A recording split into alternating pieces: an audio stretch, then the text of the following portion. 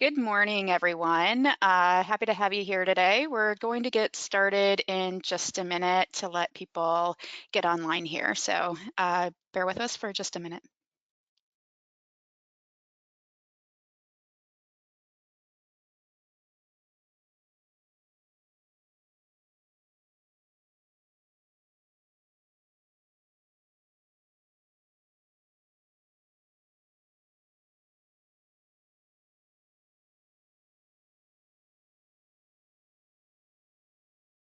All right, I think we can get started. Good morning, everyone. Glad to have you today and welcome to today's workshop on the low carbon fuel standard. My name is Cheryl Laskowski, and I'm the chief of the Transportation Fuels Branch, which oversees the low carbon fuel standard program here at CARB. We're going to have two presenters, Jordan and Katrina. Jordan is the new manager over our policy section, and many of you know him from his 6-ish years in the program as staff. And Katrina is also lead staff, who many of you know.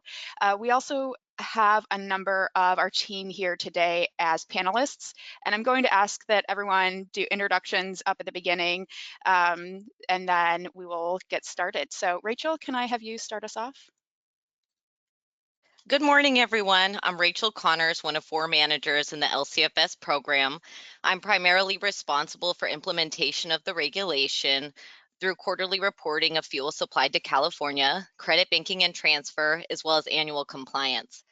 I have with me here 2 colleagues in my section, Dr. Jacob Englander, who will be answering some of your questions as his position of the lead in policy and implementation for the electricity and hydrogen provisions, as well as Ava Borges, who will be facilitating stakeholder questions at the end of the presentation. She's primarily responsible for implementation of quarterly reporting. Thanks to all. Hey, good morning. This is Anil Prabhu. I manage one of the teams in the life cycle analysis for the low carbon fuel standard. My section primarily deals with life cycle emissions for liquid biofuels, hydrogen, electricity, and new and upcoming fuels in the program. I have with me here Anil Baral, who is the lead staff on life cycle analysis in the program, and he's also available here to assist with some of the questions as they come up in the workshop. Hey, good morning. This is Ray Chen. I'm the manager for the fuel project evaluation section. As Anil mentioned, our section is a second section that oversees some of the fuel pathway applications. And in addition, we also oversee the project-based accrediting provision under the LCFS regulation. Thank you. Hi, good morning, everyone. My name is Jordan Ramalingam. I'm the manager of the alternative fuels section, and I'm joined by my colleague Katrina Castellano. Our group focuses on leading some of the rulemaking efforts, as well as long-term policy and a number of other things like ZEV infrastructure and equity provisions, among others. So glad to be with you today.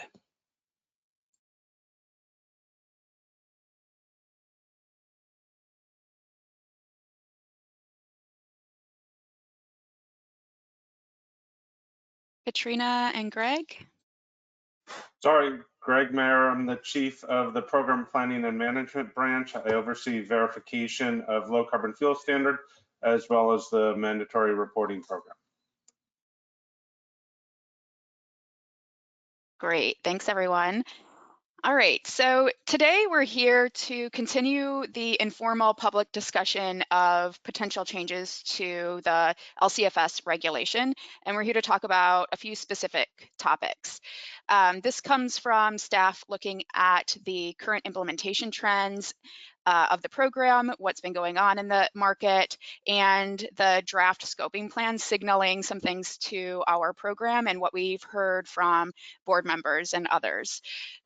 We also have looped in some of the comments that we got from our previous public workshops in 2021 and 2020. And so expanding on those a little bit further that we would like additional public input for.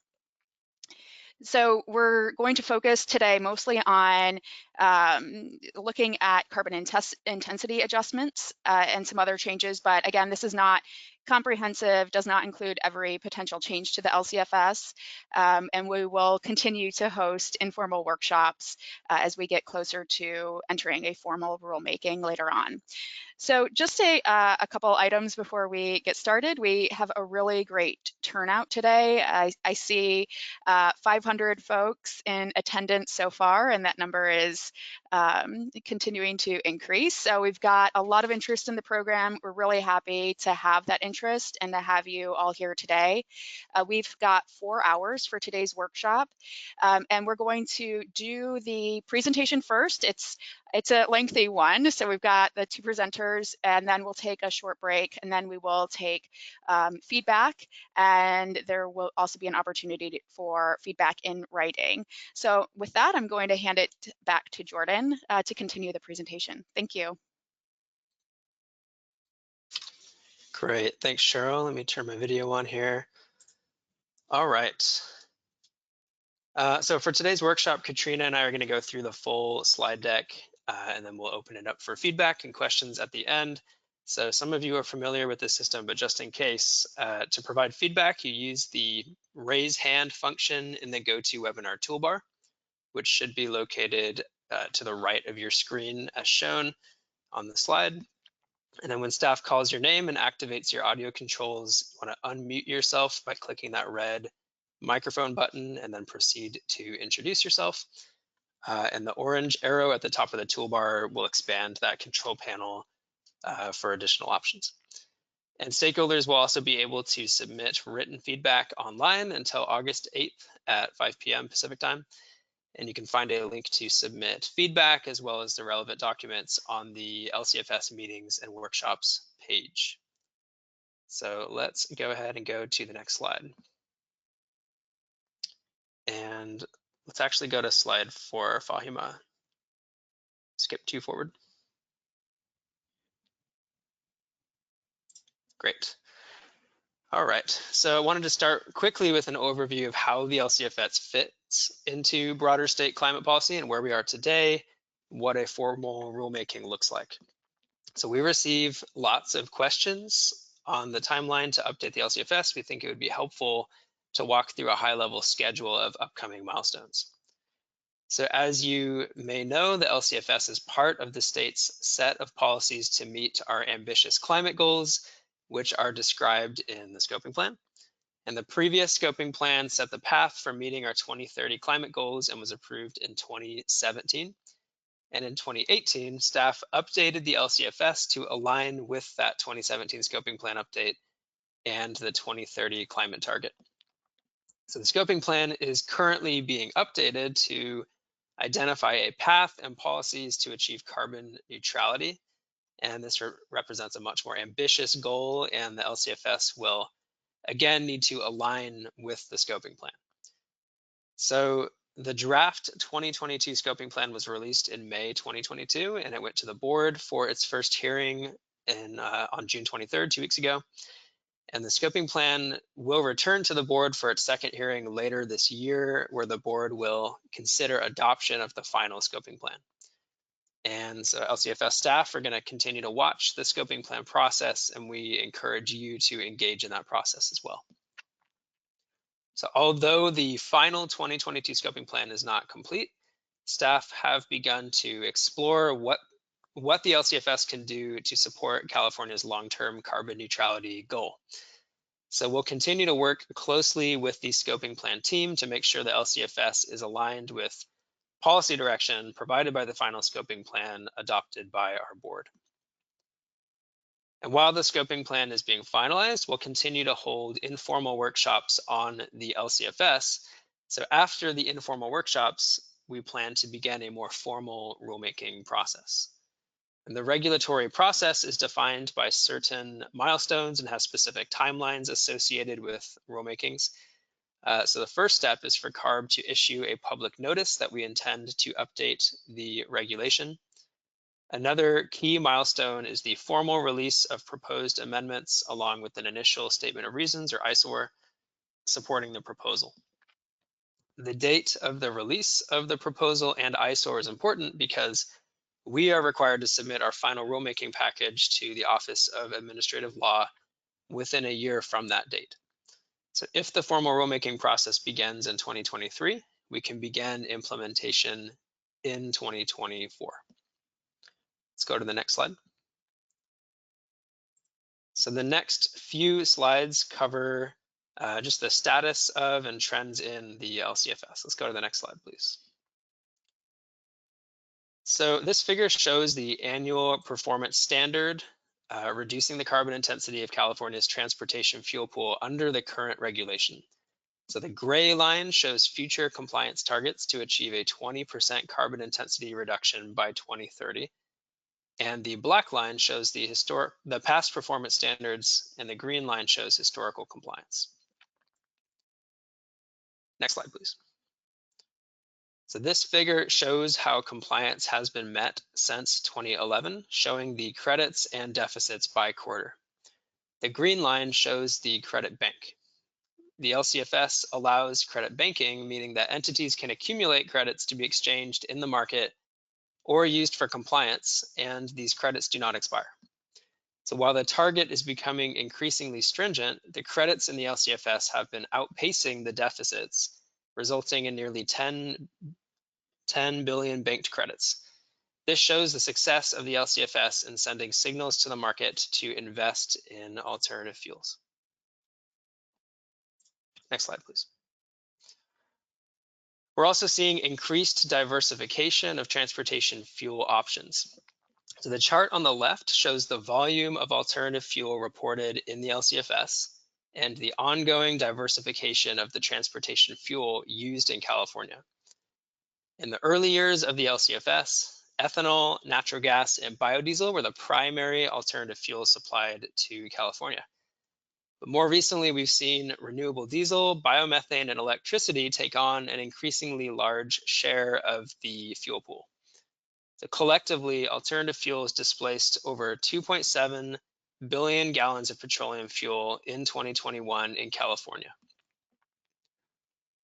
So two trends that stand out include electric vehicle charging and renewable diesel production.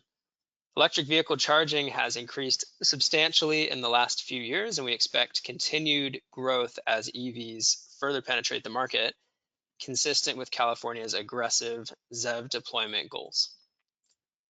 Renewable diesel capacity increased over 500% between 2013 and 2020, and many US fuel producers have made announcements for expanded production in the coming years. California's policies are driving this growth in low carbon fuels. Investments in fuel production facilities are capital intensive, with total investments in the billions. And it's California's mix of climate, energy, and air quality statutes, regulations, and other policies that have created that environment to attract this investment in low carbon fuels. Next slide, please. So we know from the draft 2022 scoping plan that significant additional investments and build out of renewable energy production will be needed for California to achieve carbon neutrality. For the transportation sector, increasing the production of low carbon fuels will accelerate the phase out of petroleum fuel use, which is critical for achieving our climate, air quality, and public health goals. And as we talked about in the previous slide, the LCFS continues to be a key policy tool that is increasing the production of low carbon transportation fuels. Next slide. There have been a number of significant developments since the last update to the LCFS that point to this accelerating pace of decarbonization. So we're seeing strong zero emission vehicle or ZEV adoption, particularly in the light duty space. So the governor has issued an executive order N7920, calling for a 100% light duty zero emission vehicle sales by 2035 and a phasing in of medium and heavy duty ZEVs by 2045. And the state has also adopted a number of new regulation updates calling for increasing amounts of zero emission equipment and vehicles, as well as low carbon fuel use. Recent ZEV adoption and projected future adoption is far outpacing previous assumptions used for target setting in the 2018 rulemaking. Biofuel production capacity has also increased substantially in recent years, with many announcements nationwide and in California for new or expanded capacity. Renewable diesel capacity in particular has grown substantially, and the Biden administration has also signaled strong support for increasing alternative jet fuel production in the US as well. And there has been record high climate spending in the last two California budgets, much of which is supporting CARB incentive programs aimed at replacing old, dirty equipment that relies on fossil fuels with zero emission equipment. These trends suggest that the market may be outpacing previous projections used for LCFS compliance target modeling, and that we may need to reevaluate our near-term targets to reflect this reality and plan for the future beyond 2030. Next slide, please. There are many considerations when evaluating compliance targets in the LCFS. Among others, this includes projections of supply and demand for alternative fuels in the future, the carbon intensities of those fuels, the impacts of clean fuel programs in other jurisdictions, and how to align with broader transportation and equity objectives.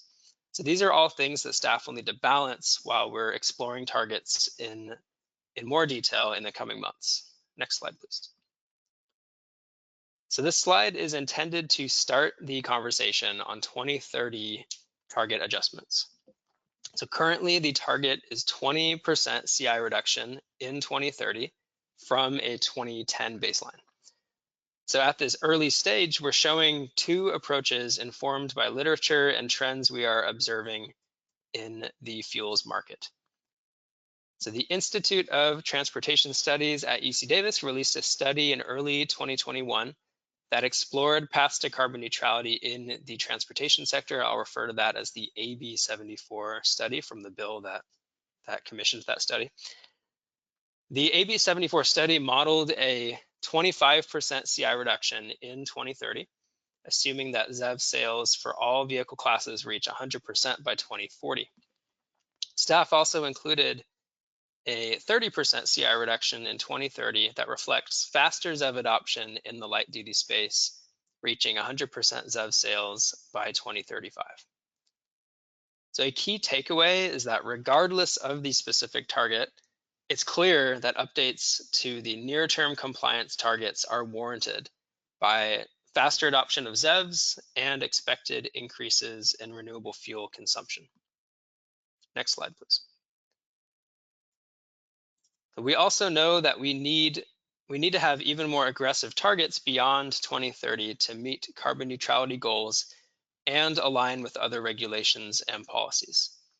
So currently the program does not end after 2030. The 20% CI reduction target is maintained as written in the regulation past 2030. But the LCFS can support the transition to low carbon fuels by setting the right market signal, and long-term market signals are key to attracting that investment. But these need to be balanced by the reality that modeling inputs become less certain the further out that you go. So staff is soliciting feedback on data, studies, and considerations that should be considered while evaluating declining post-2030 CI targets. Next slide. So with these considerations, staff is requesting public feedback on the best approach to post-2030 CI targets. A few specific questions. Does the program need 5-year interim CI targets between 2030 and 2045 to provide market certainty and align with the ZEV executive order?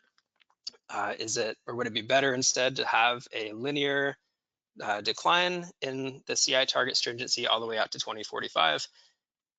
And also, what are the risks and benefits associated with setting a 2045 CI target with this long of a lead time, this far in advance? Next slide. So just as a reminder, this is the first step on CI targets. So we're looking forward to stakeholder input on 2030 and post-2030 targets moving forward. And we will review and incorporate additional data, studies, and stakeholder feedback that we receive. We want to be able to consider a set of options for CI targets for the program and then follow up later this year with additional analysis on those options before we propose targets as part of the formal rulemaking process. Next slide, please. All right, so shifting gears a little bit, there have been many success stories from the LCFS. Staff is looking at opportunities to accelerate investment in the fuels and the infrastructure that we need to achieve the state's long-term climate goals, which are also signaled by the scoping plan. Next slide, please. So the LCFS program sends market signals to diversify the transportation fuel pool and displace fossil fuels. So as we're looking at that end goal of carbon neutrality and the signals from the draft 2022 scoping plan, it's clear that the LCFS must utilize targeted market signals to incentivize the energy sources needed for both these near-term and long-term decarbonization needs. The limited available credits should be utilized in end uses that most need additional support to displace fossil fuel consumption. In line with this direction, staff is looking at current areas supported by the LCFS that have successfully transitioned away from fossil fuels and can potentially be graduated from the program, providing a stronger market signal to invest in areas that still need support to accelerate this transition. Next slide, please. So the 2018 rulemaking provides an example of how staff have historically updated the regulation to align with key policy drivers.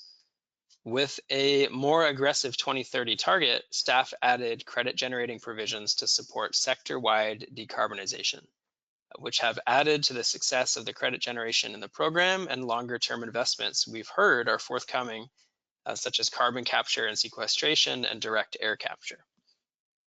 Next slide. So staff is continuing in this pattern of alignment as we consider potential future changes to the LCFS. So we must continue to support investment in low carbon fuel production and refueling infrastructure, and provide targeted support to fuels and technologies in most need of innovation. In addition, we must consider where we have succeeded in transitioning technologies, support exportability of our program to other jurisdictions, and continue to weave equity into the design of the program. Next slide, please. So one opportunity to focus our incentive signal concerns electric forklifts. Electric forklifts have been a success story for the deployment of zero-emission off-road equipment. And since the introduction of electric forklifts into the LCFS with the 2015 readoption, forklifts have generated over 2.3 million credits and 1.2 million credits in 2021 alone. So this accounted for 27%, about a quarter of electricity credits and 6% of all credits generated in the entire program, representing over 1 terawatt hour or 1 billion kilowatt hours. We have seen significant adoption of electric forklifts in the past 6 years, and many forklift classes are majority or fully electric. The overall forklift fleet is highly zero emission, with 40 to 50% of standard counterbalance lifts being zero emissions. And if you include class 2 and 3 forklifts, which are currently eligible in the LCFS, that proportion is even higher. The extent of the zero emission transition for forklifts is evident with the total cost of ownership as well, where there is far greater cost parity for zero emission forklifts than there is for other categories. Typical payback periods for electric forklifts are 3 to 5 years, and the LCFS conservatively accelerates that payback by around 15%. So in contrast, light-duty electric vehicles typically have a payback period of 1.5 times that of forklifts with a lower LCFS benefit. Next slide, please. So California is driving a faster transition to zero emissions for electric forklifts. Executive Order N7920 has a directive for 100% zero emission off-road fleets by 2035 where feasible. The 2022 scoping plan references the ongoing development of a potential zero emission forklift regulation, which could require that all forklifts purchased in 2026 and forward be zero emission with a phase out period for existing forklifts. So staff is looking for the best ways to focus the LCFS toward harder to transition equipment and is seeking stakeholder input as to potential changes that can best address harder to transition fleets. And while we're signaling the graduation of forklifts as a success story, staff are also interested in public feedback on other crediting opportunities or equipment that have transitioned and can be phased out. We're also seeking feedback on when we should transition out certain crediting activities. Timing obviously is an important consideration when we're discussing any potential phase out. So with that, I will pass things off to my colleague Katrina to continue the presentation. And next slide, please. Thanks so much, Jordan. All right, so continuing with this theme of building for our future transportation needs, I'd like to pivot to refueling infrastructure, which underpins the transition to ZEBs. The 2018 LCFS amendments added the capacity crediting provisions of the LCFS, and we call that the hydrogen refueling infrastructure, or HRI, as most of you know, and fast charging infrastructure, or FCI, provisions. These provisions are designed to support build out of publicly available ZEV refueling infrastructure in California in the early years while refueling demand is low, with the expectation that vehicle demand will increase as refueling availability increases. Credits are provided for eligible infrastructure based on the unused refueling capacity and phase out by design as fueling throughput increases. Next slide, please. The HRI and FCI provisions are incentivizing build-out of ZEV refueling infrastructure for light-duty vehicles. We have approved 66 hydrogen stations to date, all of which must be open within 24 months of approval by staff. Fast charging infrastructure has expanded at a more rapid pace, with over 2,600 approved chargers at 410 sites to date, which must be operational within 12 months of approval. Next slide, please. Existing regulations already support ZEV technology in both the on and off-road vehicle sectors, and others are being developed that will further accelerate the uptake of ZEVs. The draft 2022 scoping plan signals a strong role for both battery electric and hydrogen fuel cell technologies in the medium and heavy-duty sector and calls for capacity crediting to support this transition. Stakeholders have requested that CARB implement capacity-based provisions within the LCFS to support hydrogen refueling stations and DC fast chargers for medium and heavy-duty vehicles. A medium and heavy-duty HRI and FCI provision would encourage build-out of an early network of stations by supporting station economics, while the medium and heavy-duty fuel cell and electric vehicle population is low and would naturally phase out as refueling demand increases. Next slide, please. This slide shows some important factors that will help determine how effective medium and heavy-duty infrastructure provisions can be developed. First is evaluating what role the LCFS should play in building out medium and heavy-duty infrastructure. Looking at dedicated fleet versus public refueling infrastructure for this sector would help determine which type of infrastructure would benefit from limited capacity credits. To determine the level of support the LCFS would provide, it is important to determine how many medium and heavy-duty HRI and FCI credits should be available to encourage early development of stations while capping the medium supply of medium and heavy-duty HRI and FCI credits. Also important is setting the right crediting period for which the station can generate these credits. Determining the maximum station capacity is also critical to determining how big the incentive should be. We'll go through these items in a little more detail in the next few slides. Next slide, please. So here are some of staff's preliminary design elements for a medium and heavy duty HRI program. At this time, staff is generally considering structuring a medium and heavy duty HRI provision similarly to the existing HRI provision for light duty vehicles. Consistent with the existing HRI provision, only public refueling stations would be eligible to participate. Public refueling infrastructure plays a critical role for existing gasoline and diesel truck fleet, and staff expects similar needs for larger hydrogen fuel cell electric vehicles. Unlike private refueling infrastructure for dedicated fleets, public infrastructure does not have a known refueling demand and faces steeper economic hurdles for project development, particularly when vehicle populations are very low. Staff is also considering that to be eligible for this new crediting provision, the site would primarily serve medium and heavy duty vehicles. The light duty HRI program accepts applications so long as the total possible infrastructure credits generated quarterly from the program is less than 2.5% of the total deficits generated quarterly. Staff is considering the same for medium and heavy duty HRI.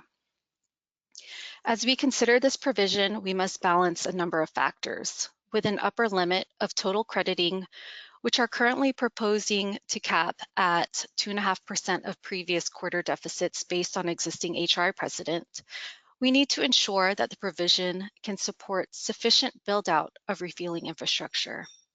At this time, staff believes that a 15-year crediting period, coupled with a cap on total expenses for the station, provides a sufficient market signal to invest in and maintain this infrastructure.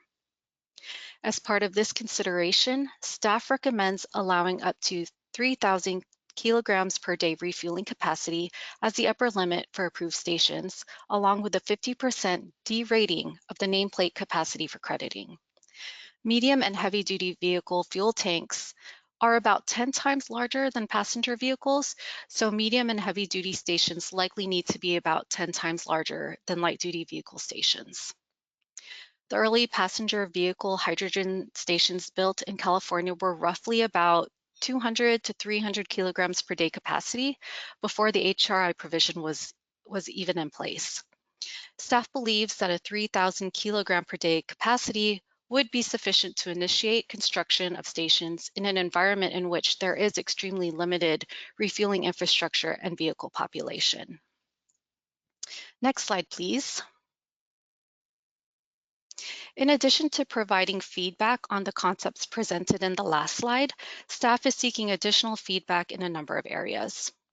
First, we are looking for input on a suggested mechanism to track station availability for quarterly reporting.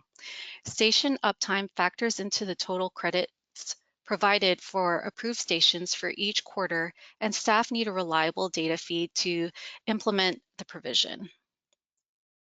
Staff also seeks input on how eligibility requirements can be designed to best support medium and heavy-duty ZEBs behavior utilizing public refueling infrastructure.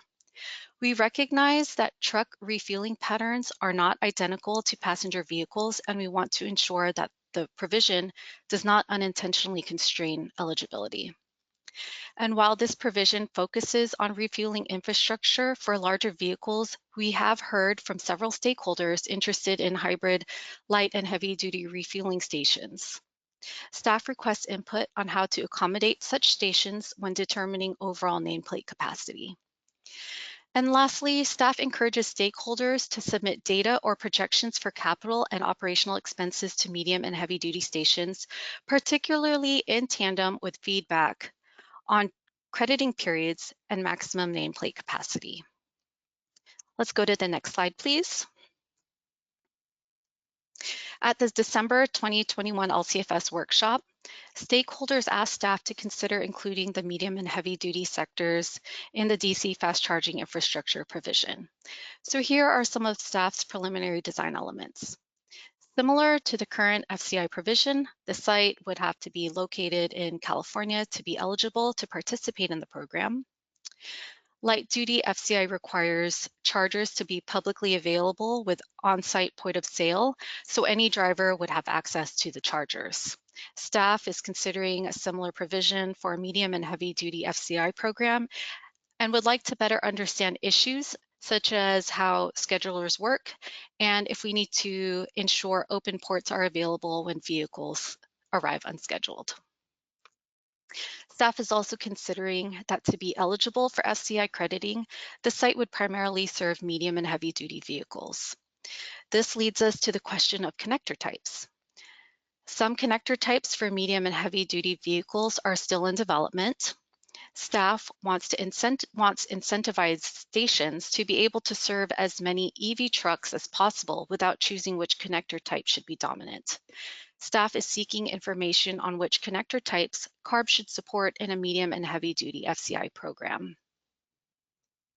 The light duty FCI program accepts applications for new charging sites so long as the total possible infrastructure credits generated quarterly for the program is less than 2.5% of the total deficits generated quarterly.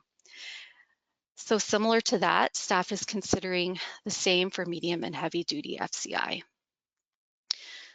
Similar to the current FCI provision, staff is considering a 5-year crediting period or until the applicant reaches their capital expenditure limit, less any grants, whichever happens first.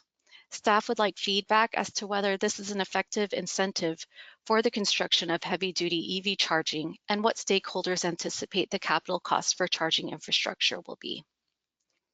Regarding station capacity, staff needs to balance providing incentives for the size of the stations with the amount of support the LCFS should provide. Larger station sizes without limits would result in fewer locations being funded. Staff would like input on how large a station must be to be effective, both in terms of the number of chargers and overall capacity. For individual charger capacity, what is the appropriate power range for chargers in a medium and heavy duty FCI program and why? Staff is aware that medium and heavy duty EVs require much more charging power than light duty EVs and may be as high as 4.5 megawatts. Staff is also seeking inputs on the appropriate maximum power to a site or the maximum total nameplate power rating capacity of all of the site's chargers.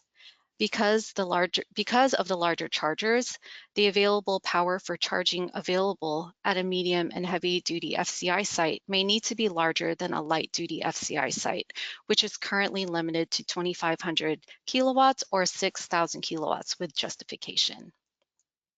Next slide, please. So as you can see, more information from industry and the public is needed to more fully develop an effective FCI provision that includes medium and heavy duty charging.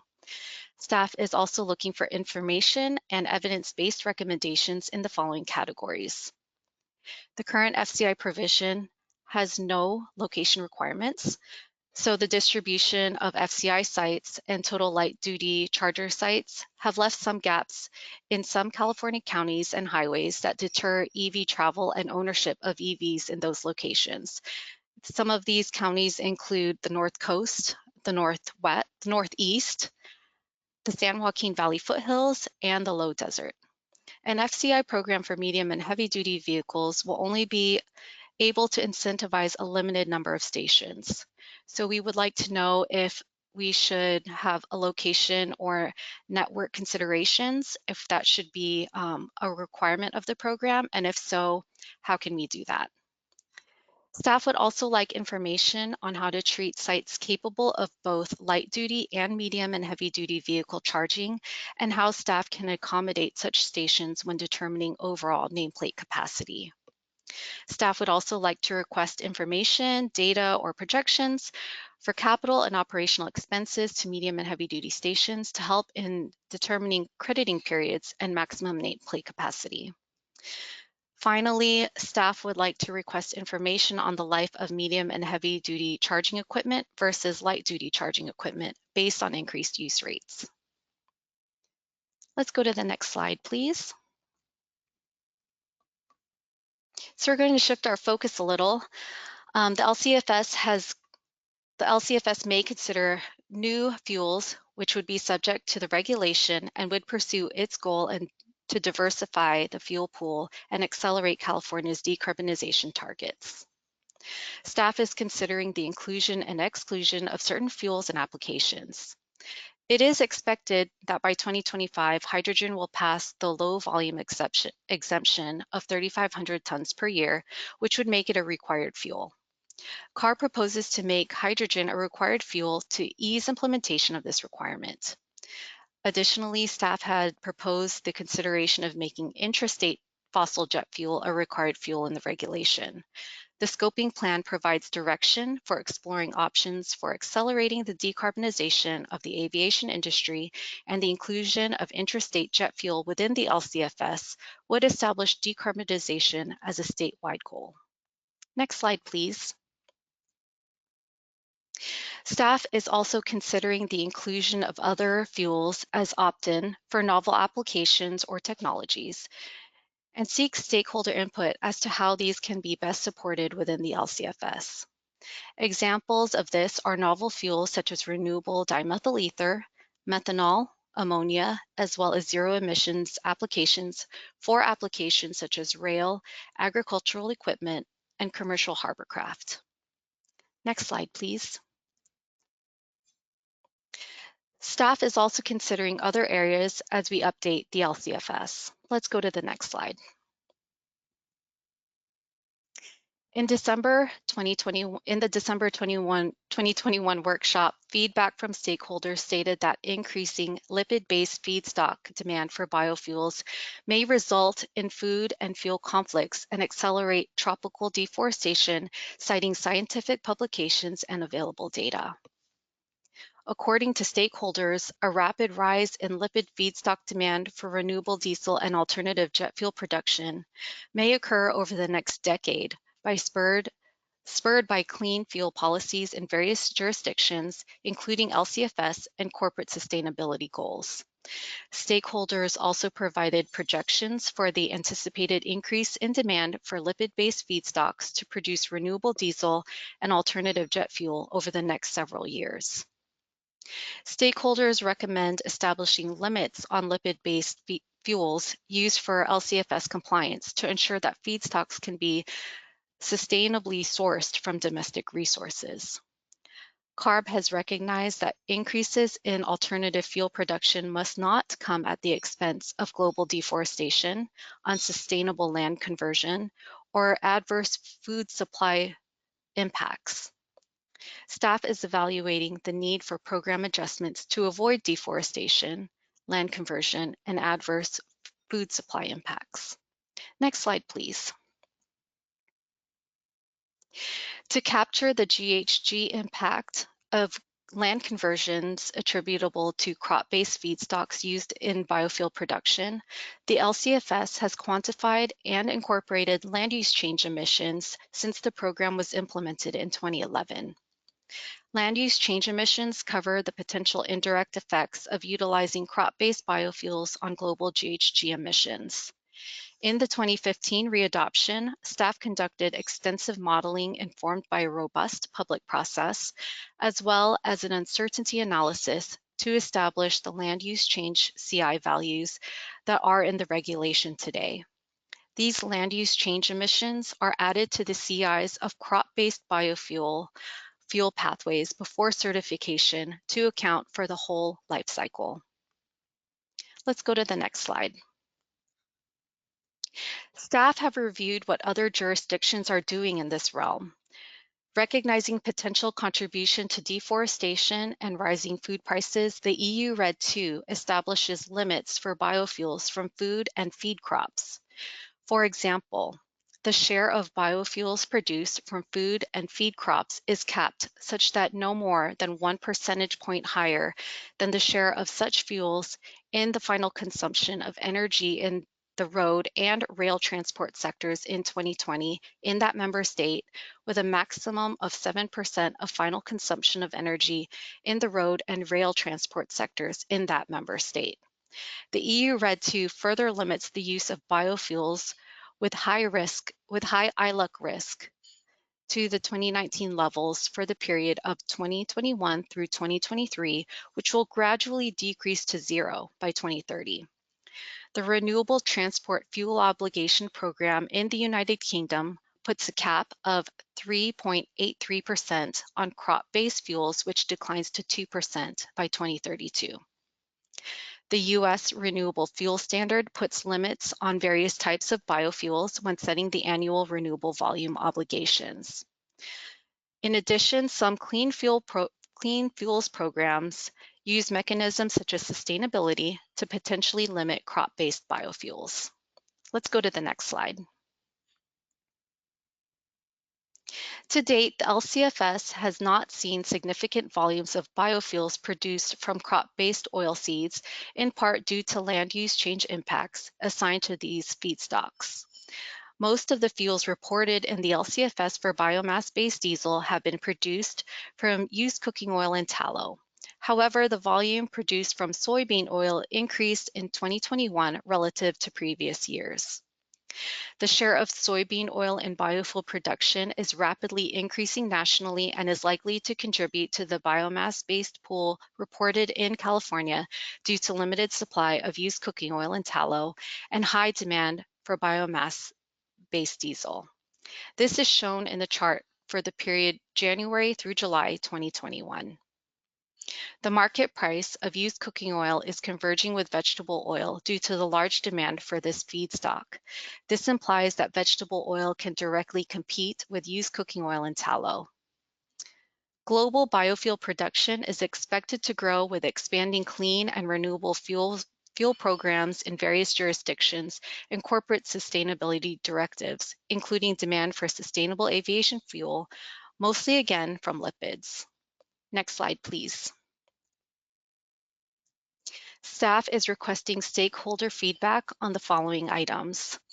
What are the potential risks for increased use of crop-based biofuels? What data sources or studies should staff review to evaluate potential impacts of future growth in crop-based biofuels?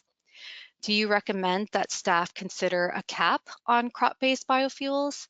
If so, what mechanisms could staff consider or implement as part of the upcoming rulemaking? Let's go to the next slide. So shifting our focus a little bit again, the LCFS is a market-based program that seeks a cost-effective approach to reducing carbon from transportation fuel. By design, this lowers the cost of compliance and how that cost may be passed on to consumers. But we also recognize the need to move away from combustion where possible, and to facilitate that, staff added ZEV infrastructure crediting in 2018, as we described earlier. We also implemented specific elements into the LCFS to further help the transition to zero emissions and help those who most need it. Currently, electrical distribution utilities that receive credits from CARB estimates of residential EV charging within utility service areas are required to spend credit proceeds on electrification transportation projects that benefit disadvantaged communities, low-income communities, low-income individuals, and rural areas.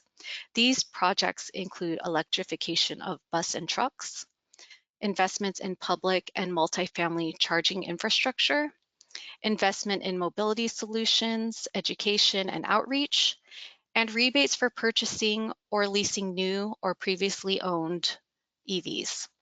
The spending requirements begin this year, and utilities must report on their spending annually.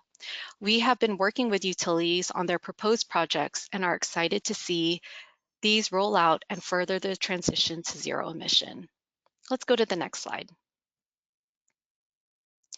And while we don't know the outcomes of the equity programs for some time, we know that with the increased electricity fueling coming online with more zero-emission vehicles, there may be new opportunities for the LCFS to further support equity goals. We are looking for public input on how to approach this. We know the budget offers significant funding for electrification, including to priority populations, and that utilities are working on electrification solutions, even apart from the LCFS programs. We want to be mindful of our approach and are evaluating how the LCFS can best support transportation electrification, given the other actions at the local, utility, state, and federal levels. So we are asking for what communities need, what the gaps in funding are, and how the LCFS could help fill those gaps. Staff are working on ideas, but do not want to offer solutions in a vacuum and are looking forward to how to support equity within the LCFS. So this concludes the staff presentation. I'd like to kick it back to Cheryl. Thanks, Katrina and Jordan. I do want to take just a 5-minute break before we go into questions. We've got a number of folks with their hands raised, so I think we're going to have a lot of feedback, and we're looking forward to that. So just a quick 5-minute break, and we'll get back at 9:55 and start with public input. Thank you.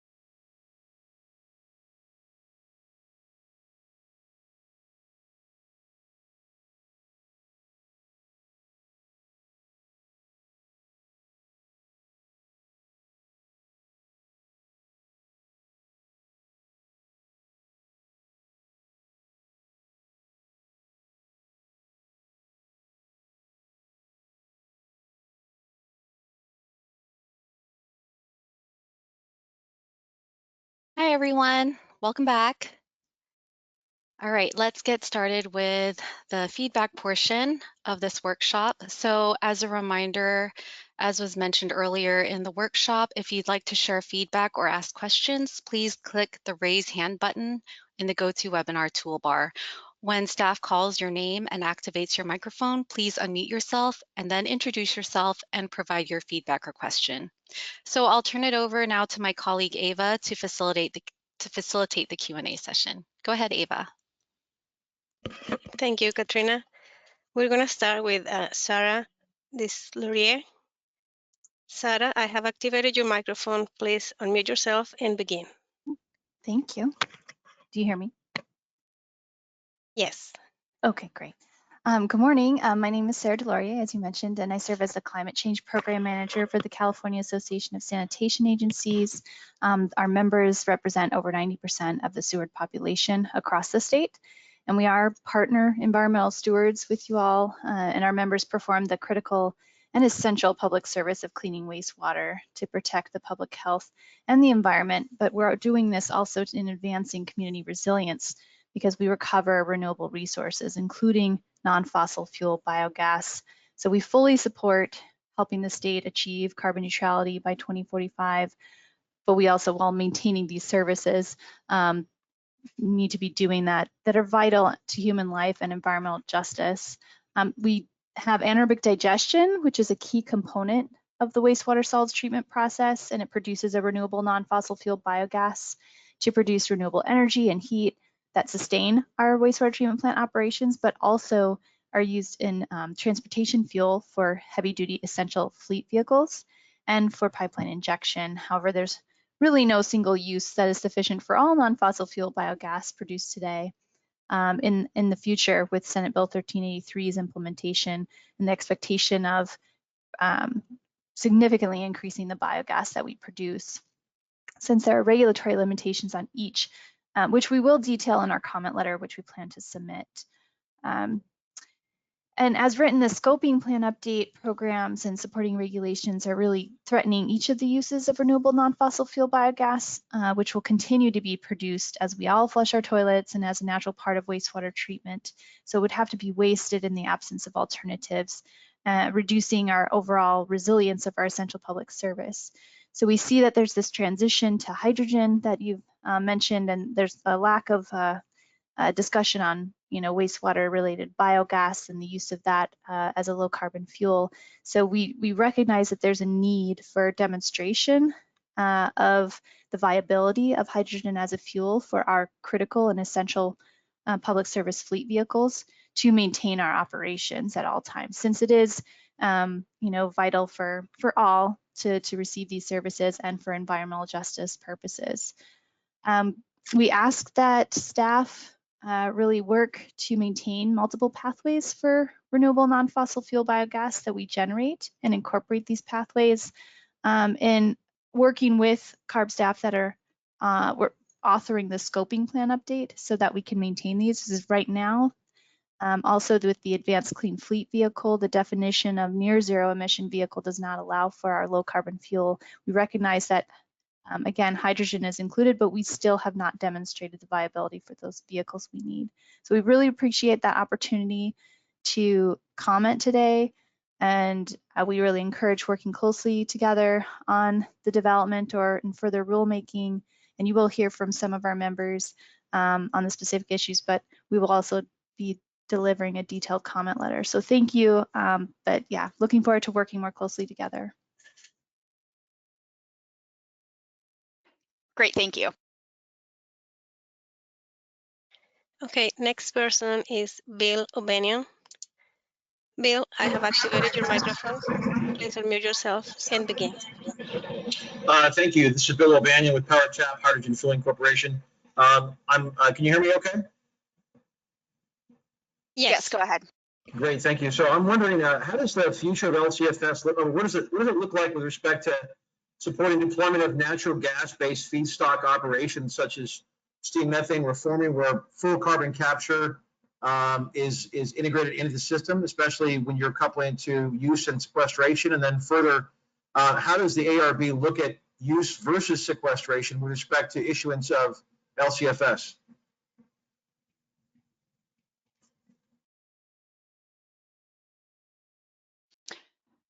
Thank you for that question.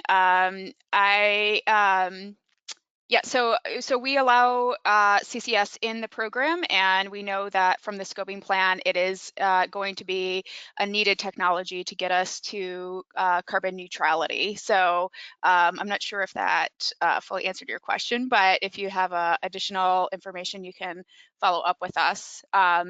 Jordan, did you want to add to this? Sure, I would just say that we have the CCS protocol that was incorporated by reference into the regulation in 2018, and so fuel pathways that are utilizing CCS can apply to the program, including hydrogen, and so that is one avenue there. Thank you. Okay, next person is Khalid Rustam. Khalid, I have activated your microphone.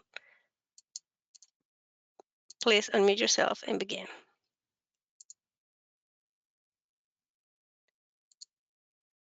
Can you try again, please?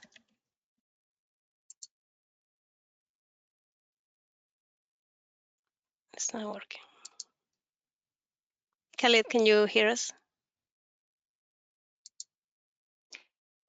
We can try him. We can go to the next speaker and then try him in a minute if he's having technical difficulty. So we'll try you again after the next speaker. Thanks.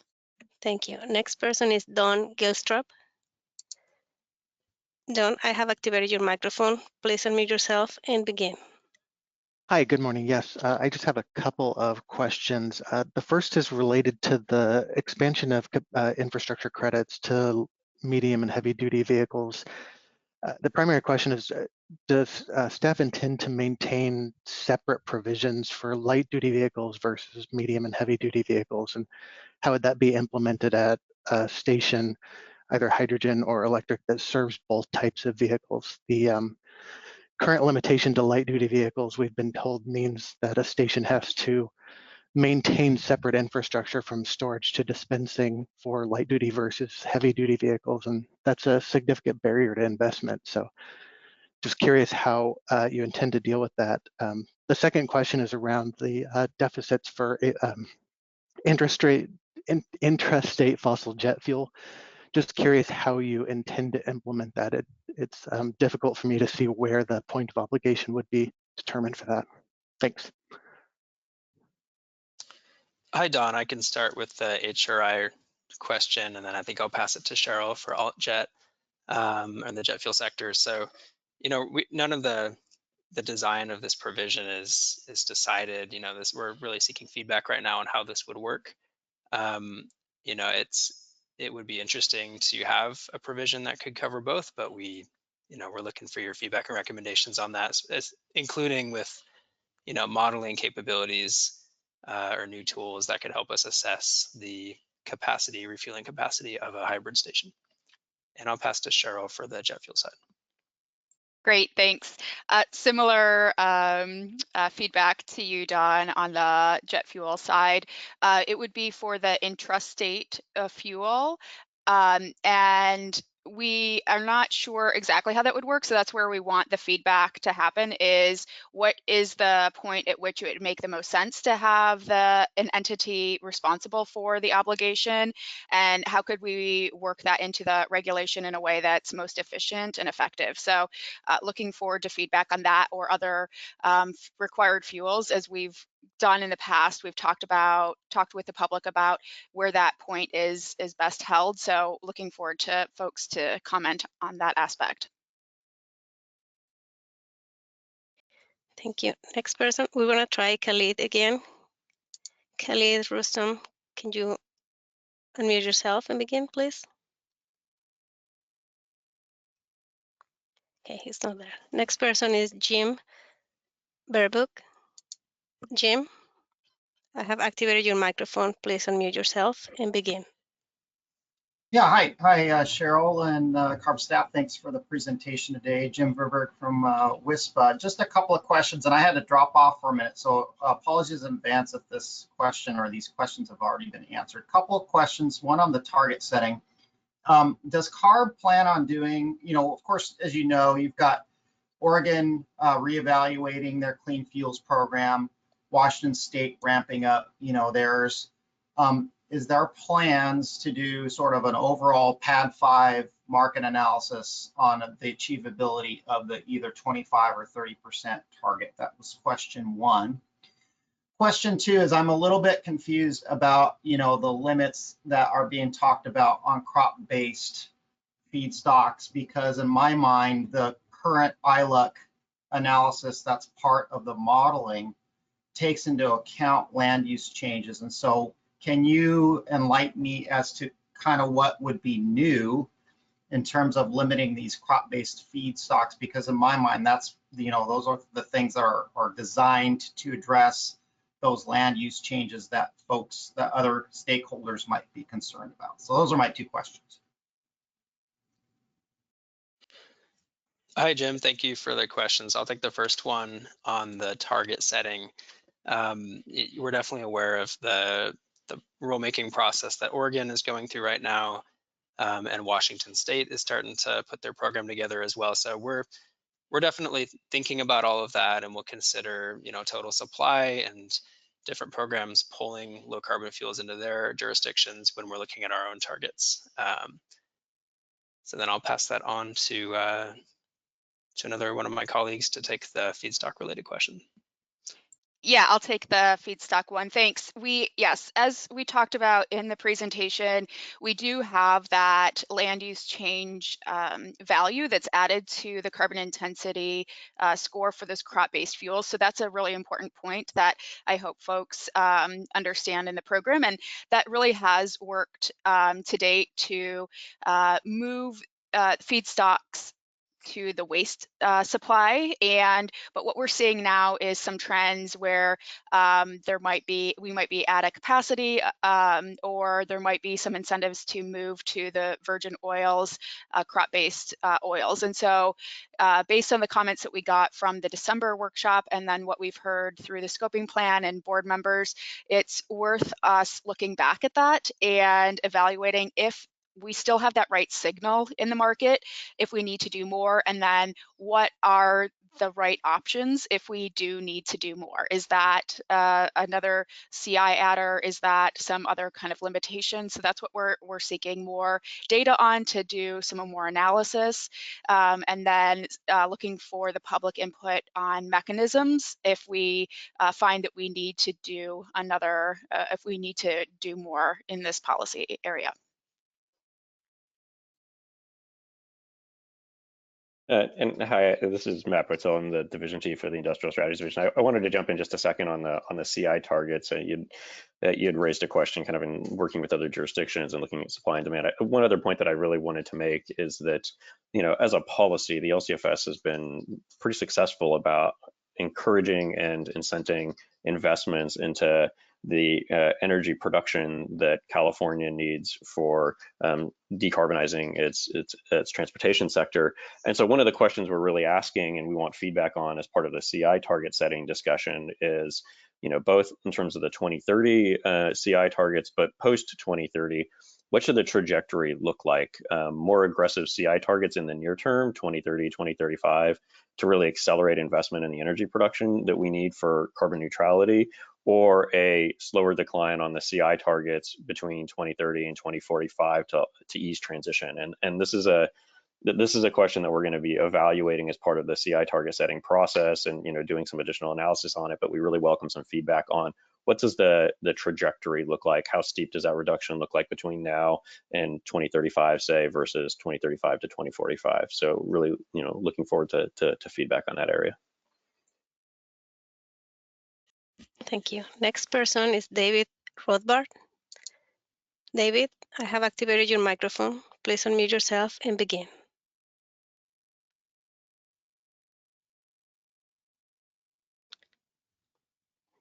David?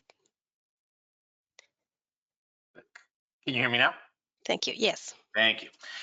This is David Rothbard. I represent the Southern California Alliance of Publicly Owned Treatment Works. Appreciate your presentation. We really do appreciate the low carbon fuel standard. As Sarah Delorier had said, the wastewater sector, which I represent as well in the Southern California area, we're trying to take this wastewater treatment biogas, which is a non-fossil fuel biogas, and find a reliable, resilient home for it. And the low carbon fuel standard has been a very good home for that. And we need to continue some way of using this with society's waste in a productive sense. Putting it all in the pipeline and converting it to hydrogen really is not a resilient, reliable way to use this gas. And we do need to make sure this is used in a way that we could count on it being utilized. Otherwise, the wastewater treatment process will break down and fail. We can't have sewage in the streets. We need to treat society's waste. That's an essential public service. And the low carbon fuel standard really helps us provide that service. So with that said, I did want to highlight, I understand you're trying to comply with the governor's order. And I do want to highlight that the governor's order does say we have to implement transition to ZEVs when feasible for heavy duty, as long as we comply with state and federal law. And that's one thing I keep saying. I feel like a broken record when I say this statement, but I'll say it again, that the climate change goals are not the law. The law that pertains here also that we need to be dealing with is a Clean Air Act. And in California, there's certain air districts that need emission reductions today, otherwise they'll violate the Clean Air Act. And to get there as quickly as possible, one way to do that is to utilize near zero non-fossil fuel vehicles to get greenhouse gas reductions, honestly, that are equivalent to electric vehicles, that will get diesel trucks off the road as quickly as possible, and it deals with ozone attainment. I do want to address also the 200 truck study that has been referenced by CARB staff. That is not a final study, and if there are any deficiencies with that technology, it could be readily rectified quickly. So this is a tool in your toolbox to get to clean air for environmental justice areas for all citizens of California as quickly as possible, and to help us use this waste. You know, people flush their toilets. We need to find a home for this gas in a reliable sense and help you get to clean air and reduce greenhouse gases as quickly as possible as well. So I would like to hear your feedback as far as the viability of near zero vehicles in the low carbon fuel standard moving forward. It sounds like you're moving away from that. And I would like to hear as far as a narrow sense of this biogas that is going to be generated no matter what. People will flush their toilets, this gas will be generated. What does CARB think about a home for that as far as remaining in a low carbon fuel standard? And thank you very much for allowing us to comment. Yeah, thank you. So I just want to clarify. So we are looking to scoping plan, and we're looking at evaluating, where energy is best used and best needed. And so that's part of what our evaluation will be. So I appreciate that feedback. I will note that in the draft scoping plan that's out right now, the scoping plan does talk about RNG maybe needing for industries outside of transportation, but it does leave some quantity in the transportation sector. And so, where the best end uses are is still being addressed. And for the transportation sector, RNG sliver in particular, that will be part of the Advanced Clean Fleets rulemaking. So agree that we need to implement the ZEV executive order and meet our SIP targets. So trying to understand where we need which fuels, where they best fit into which sectors, and not sending a signal for where there might be investments that might be stranded assets over the next couple of decades. And so that's all of the things that we are looking at. So I just want to put that out there and look forward to additional feedback from you. Next person is JT Steenkamp. JT, I have activated your microphone. Please unmute yourself and begin.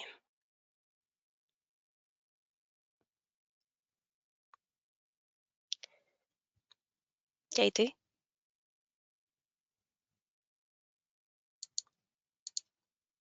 Just a comment on the previous comment. For us at Prologis, there is no conflict between RNG and zero emissions vehicles.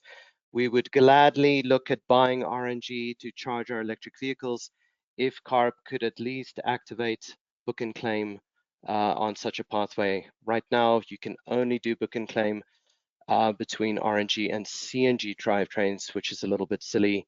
I would like the ability to do fuel cells or generation solutions at our warehouses so that we might be a little bit more flexible in what type of vehicle the RNG is able to energize. Thank you. Thank you. Next person is Shane Petkiewicz. Shane, I have activated your microphone. Please unmute yourself and begin.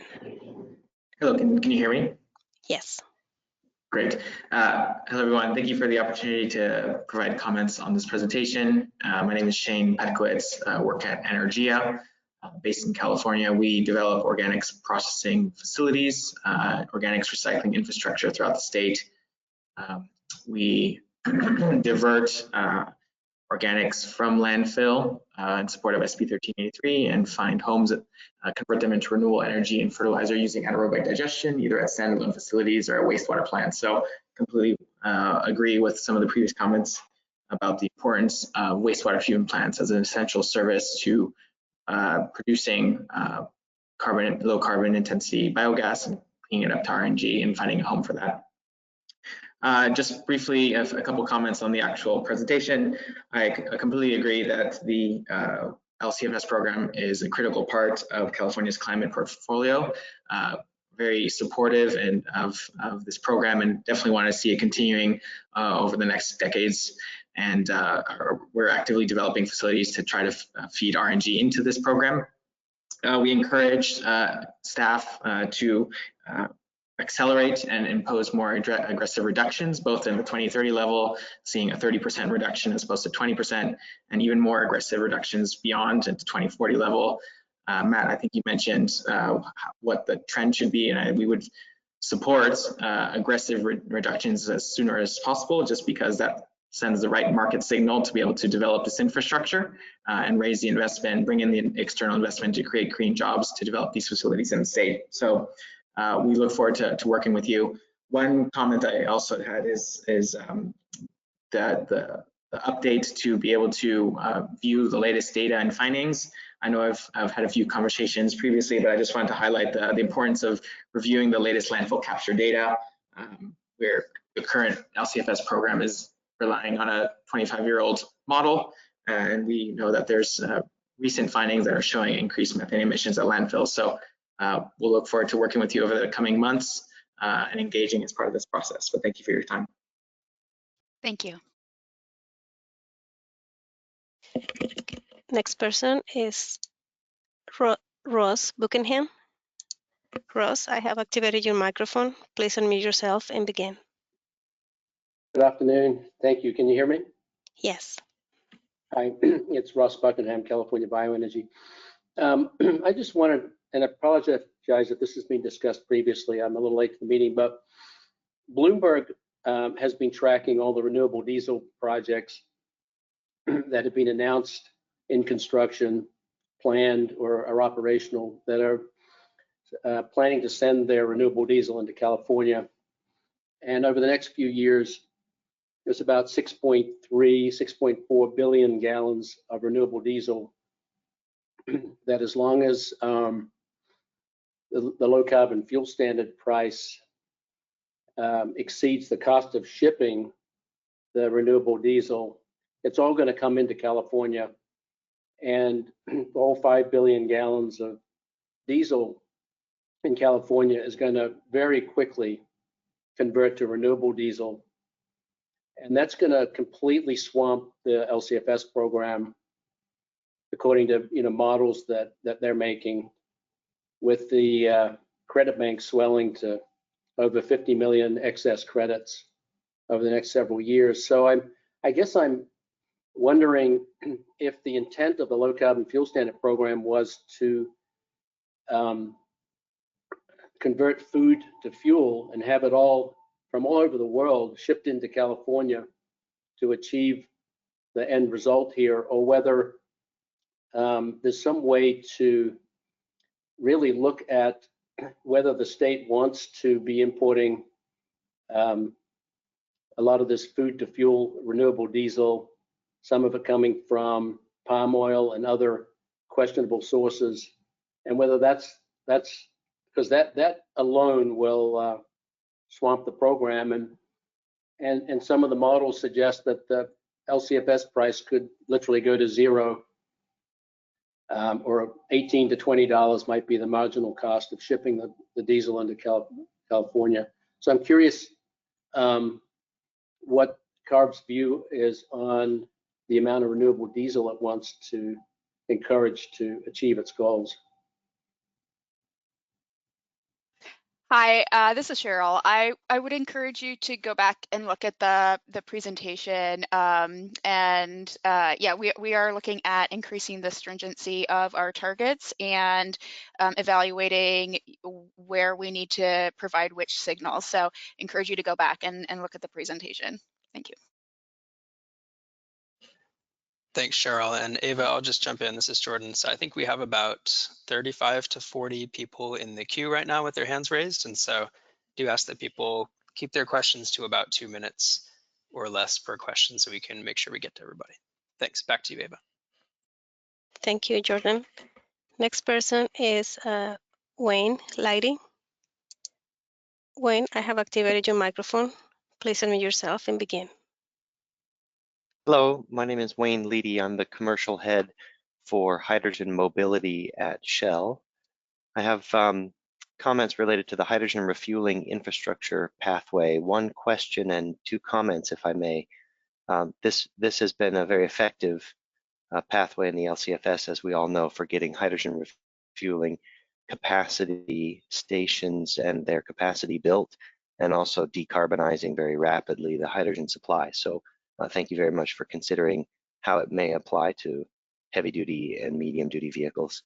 My question is to confirm what I think I heard in your proposal, which is that a new HRI pathway for medium and heavy duty stations serving medium and heavy duty vehicles would be created, and that it would have a cap of 2.5% of the prior quarter deficits. The implication would be that there are 2 pathways, 2 HRI pathways, in total 5%, up to 5% of the prior quarter deficits in potential HRI crediting. That was my question for clarification.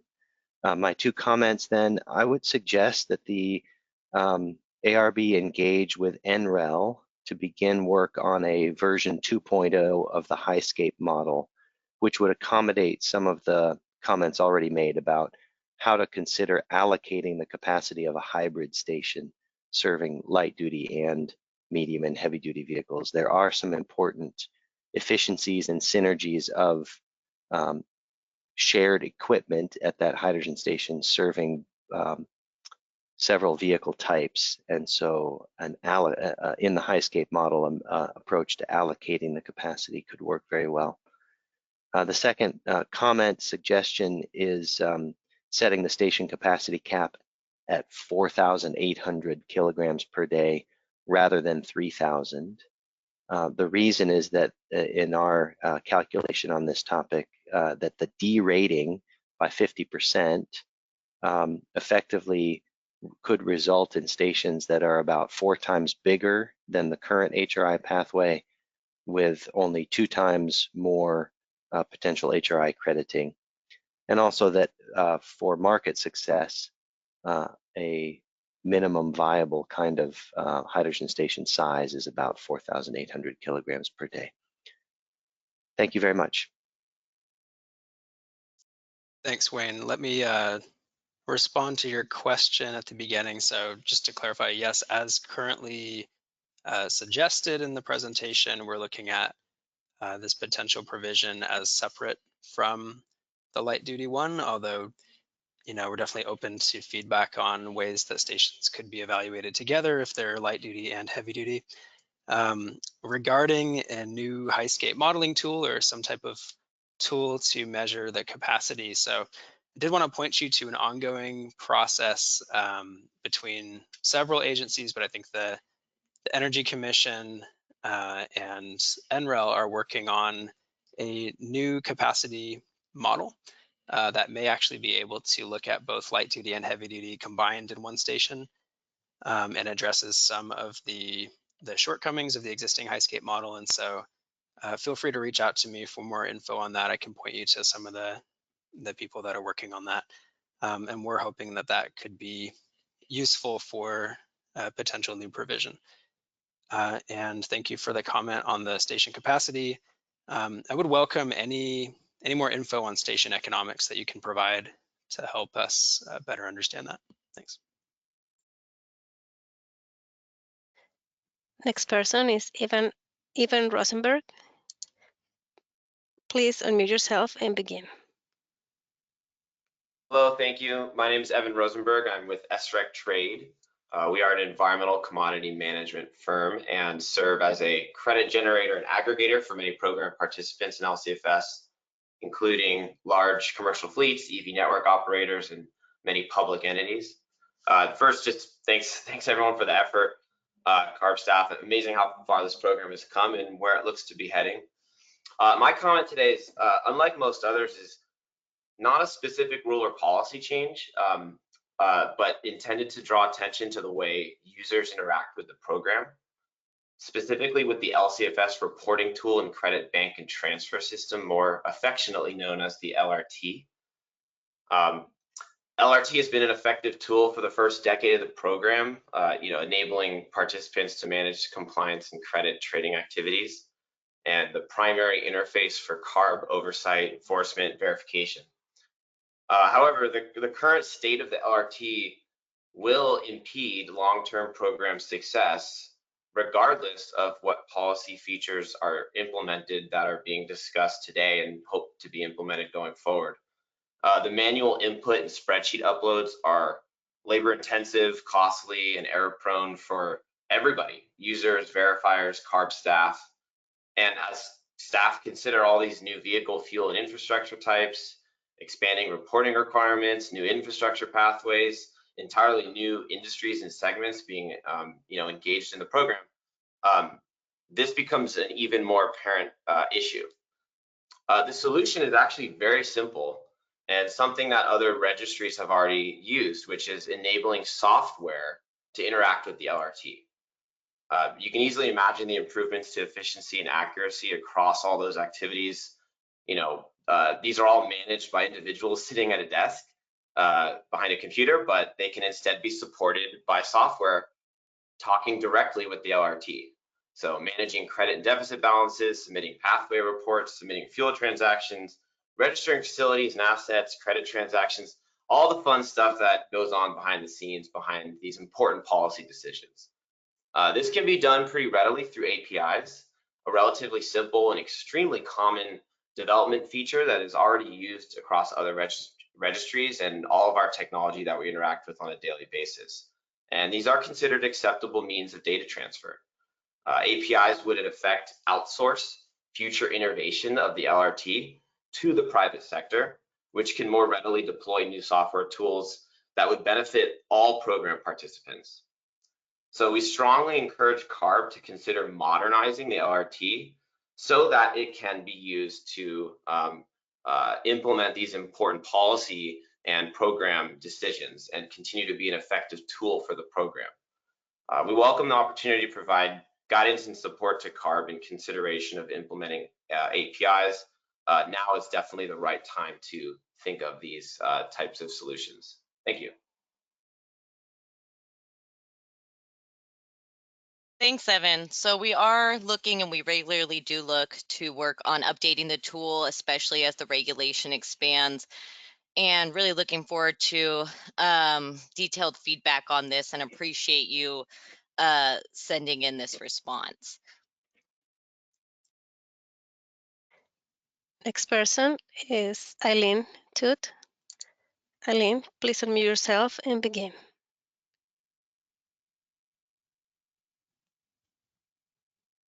Hi, thank Eileen. you.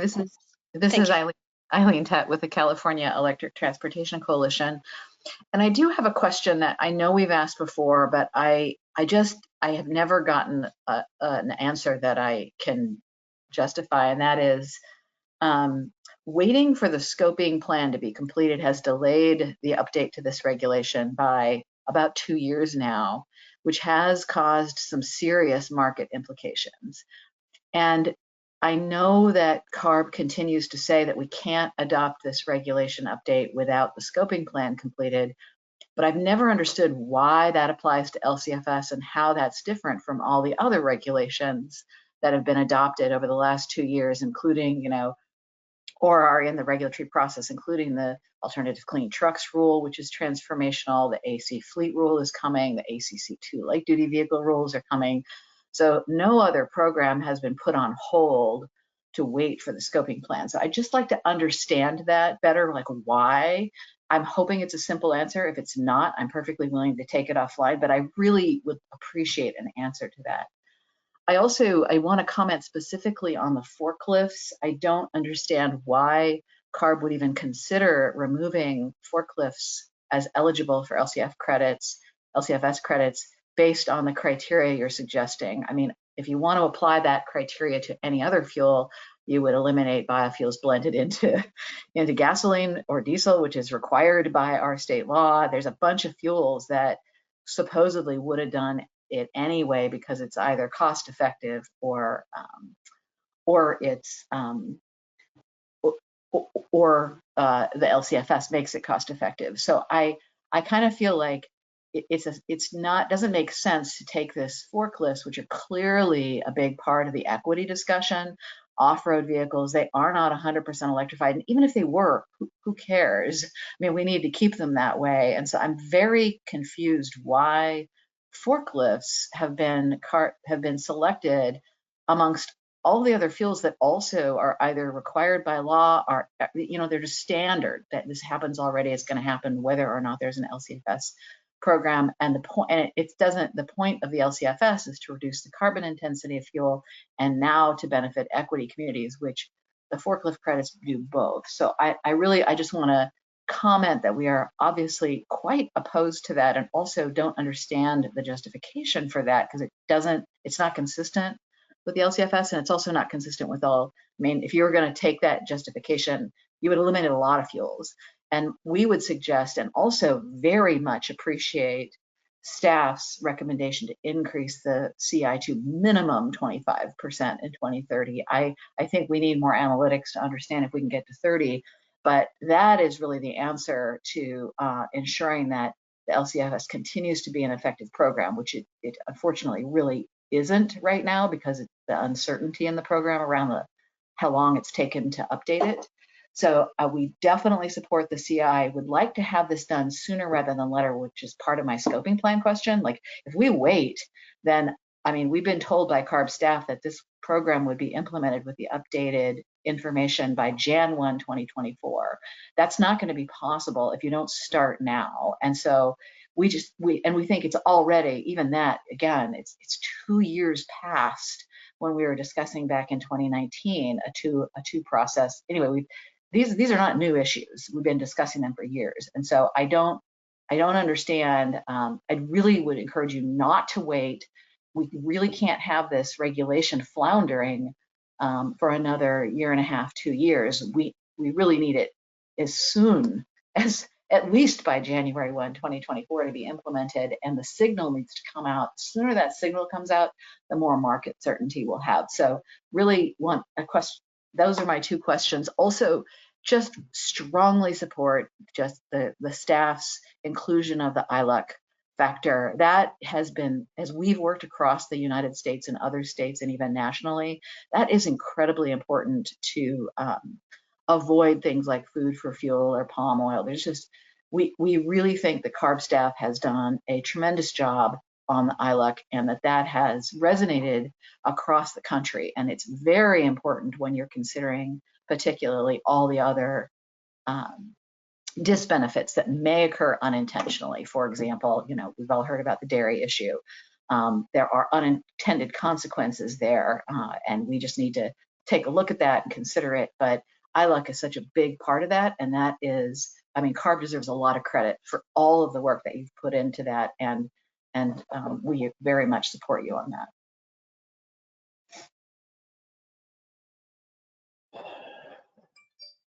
All right, thanks, Eileen. Just a couple of quick points. So you did mention that we've had this conversation about the rulemaking and whether it's one or two rulemakings that we should be considering. This has been going on for some time. Obviously, we are moving forward on the approach under one rulemaking, and I will just say that you know, we are moving kind of in parallel with the scoping plan. So the work with the scoping plan is critically important to identify, you know, what our long-term climate targets are with respect to carbon neutrality, the time frame for carbon neutrality that we're shooting for, and the scale of the energy transformation that we need to deploy in California, not just for the transportation sector, but for all sectors.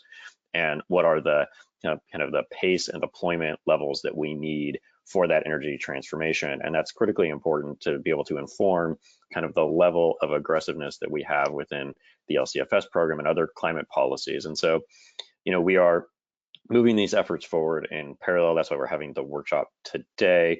You know, and ultimately there's also a consideration that we have on our team about you know, ability to kind of manage multiple rulemaking processes at any given point in time. So, you know, spinning up two rulemakings, one that would focus on, you know, more minor adjustments, and then a later one on CI targets would actually, in our estimation, you know, extend the timeline on what is the more important topic of the day, which is the carbon intensity targets. And so deciding to put it into one rulemaking package, trying to move that as quickly as possible so that we can have an effective rule Jan 1, 2024, really send those market signals to the broader community about the fueling and the infrastructure that we need in support of not just 2030, but longer carbon neutrality targets. And then as far as the conversation goes on forklifts, I mean, really what we're trying to spur is a broader discussion here. There are technologies and fuels that are getting incentivized via the LCFS now, and we see that as a good thing, and that is helping to spur that transformation that I was talking about earlier.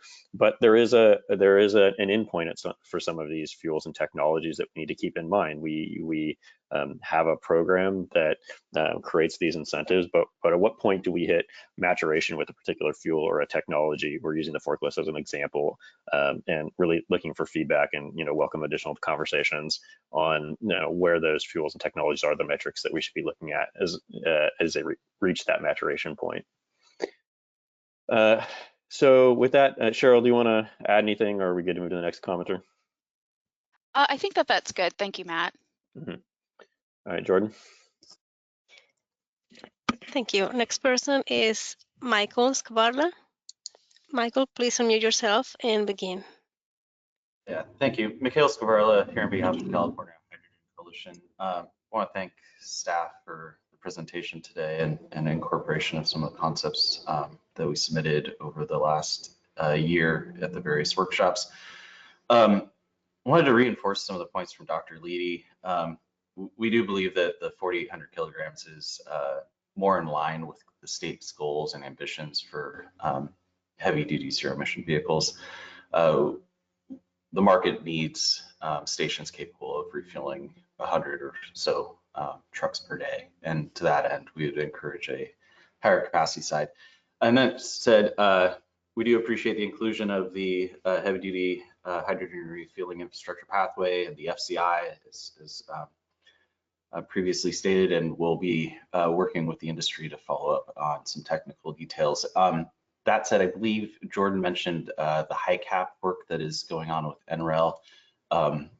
We do appreciate staff having connected us with them, and we're going to continue to follow up and work on that. Thank you. Thank you. Next person is Charles Watson. Charles, please unmute yourself and begin.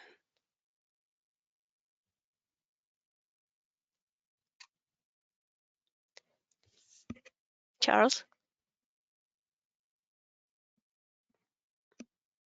Okay.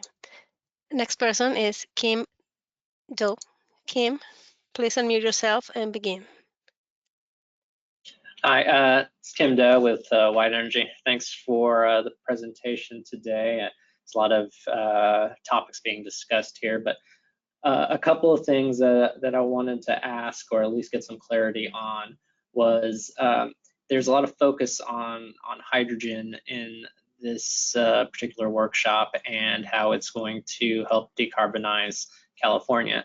However, most of the hydrogen, green hydrogen that I think is being considered is coming from hydrogen water electrolysis, and California is currently in a severe water shortage. Has staff looked at the impacts of increasing the amount of hydrogen use and the amount of fresh water needed to supply that hydrogen?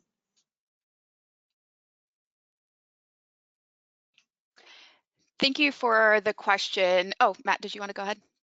Yeah, I'll just make just a quick observation that as part of the work that we're doing on the scoping plan, we are looking at the need for hydrogen supply to ramp up in California to meet our energy demand, not just for transportation, but for other sectors. That process also has a CEQA analysis associated with it where we flag the potential environmental impacts. And we're looking at multiple pathways for hydrogen.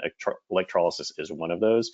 There are other pathways around RNG reforming to hydrogen, and as well as biomass and biogas to hydrogen. So we're open to what are the right pathways for California in producing that hydrogen. Obviously, as we get into actual implementation, there'll be additional evaluation done on the individual projects, their environmental impacts, and kind of the right pathways for California.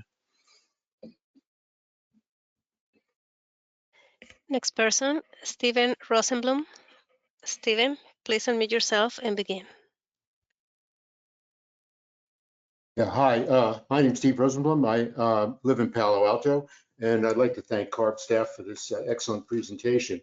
I don't have any questions, but I have 3 comments, which I'll try to make briefly.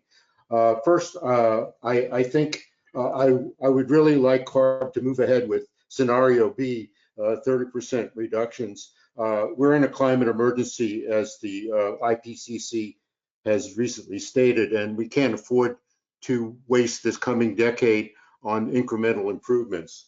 The second thing is that I really strongly support your intention to look again at the land use implications of biofuel. Now, in the Bay Area, we're directly facing the conversion of 2 of our local refineries, a Phillips 66 and a Marathon refinery, to biofuels. And the Phillips refinery is expected to use 40% of the U.S. production of soy, and the Marathon refinery 24% when they're up in full production. These are conversions of existing fossil fuel refineries to renewable diesel production. And as you showed in your slide, soy is the main oil that's being used, in spite of the fact that the renewable diesel refineries talk about waste oils and greases. There just isn't enough of that stuff, and there's going to be competition with food crops. And I think CARB needs to seriously look at reducing the LCFS subsidies for refineries that use biofuels. And the third thing is a sort of minor comment, or that I think in the HRI standard that CARB should reduce its support for light-duty vehicles, because hydrogen is a less efficient fuel for vehicles than direct electricity. Thermodynamically, to make hydrogen, you have to put energy in. Hydrogen is not a fuel, it's an energy transfer medium. And to make hydrogen takes more energy than it does to make electricity. So I think in the long run, it's better to stick with electric vehicles for light duty and to use hydrogen for heavy duty and medium duty vehicles, where the fuel stations can be further spaced and along long distance transport routes where trucks are more likely to be used. Thank you very much for your attention. I appreciate the opportunity to comment. Great, thank you for your comments. Next person is Paul Nesnick. Paul, please unmute yourself and begin. First, I'd like to thank the staff, Jordan, Cheryl, Rachel, Matt, everybody there doing a great job. Thanks, guys. No advertisement, just 2 questions. Have you considered the impact of the CCA exemption at the rack for liquid fuels on LCFS prices? It's adding a blending economics in a flat way, a non-CI sensitive way, and sort of supplementing the economics of high CI fuels as opposed to the LCFS incentives, which are CI sensitive. That probably is within your purview in the scoping, but probably not under this particular examination. Also, my colleague Roxby Hartley has proposed changing the baseline year for carbon intensity anchoring as a way to both harmonize with nearby LCFS partners like Oregon, as well as being a way to, in the long term, help decarbonization goals. So have you guys considered changing the base year for the LCFS schedule? Thank you. Thank you. I would be interested in just understanding more about some of the topics that you brought up, the CCA exemption, for example. So happy to have feedback or have a discussion about that. And the LCFS has had a 2010 baseline since the program's beginning, and that's we update that when there are modeling updates to be done using OPG, which we are going through right now, and that's done as part of a rulemaking to reflect better data. So would also welcome feedback on anything that we need to evaluate as part of our base year. Next person is Eric Barnes. Eric, please unmute yourself and begin. Hello, Eric Barnes, Motorcycle Industry Council. Touching back on the discussions on hydrogen, just wanted to make sure that hydrogen is considered for combustion as well as for fuel cells, even for transportation. There's a lot of talk about transitioning to electrification only, but we'd really like to see hydrogen remain for combustion purposes also. Thank you. Thank you. I'll just note that when we're talking about zero emission, we're generally talking about anything that has the zero emission, not just electrification. But thank you. Look forward to comments or feedback. Next person is Al Siofi. Al, please unmute yourself and begin. Yeah, this is Raja Amithalingam on behalf of Al. So I work in L Plug Power, and my question is regarding some of the CA score calculations with respect to the chloride plants. And as we all know that there's multiple ways you can actually do the calculation for CI for the chloride plant. So the hydrogen is most of the times is purposefully sent back for burning and all that. So the question that I have is, since the hydrogen is actually coming from electrolysis, and if you have a rec for the portion of the hydrogen that is produced, approximately 50 or 60 kilowatt hour, and if you have a rec for it, could that hydrogen be considered as green hydrogen?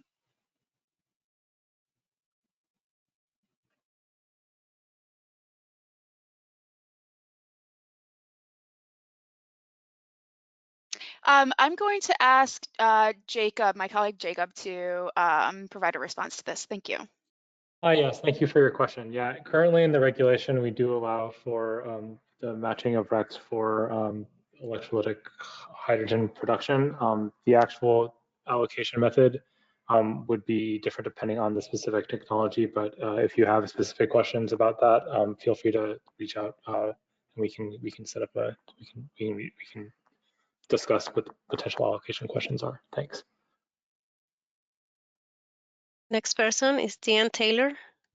Deanne, please unmute yourself and begin.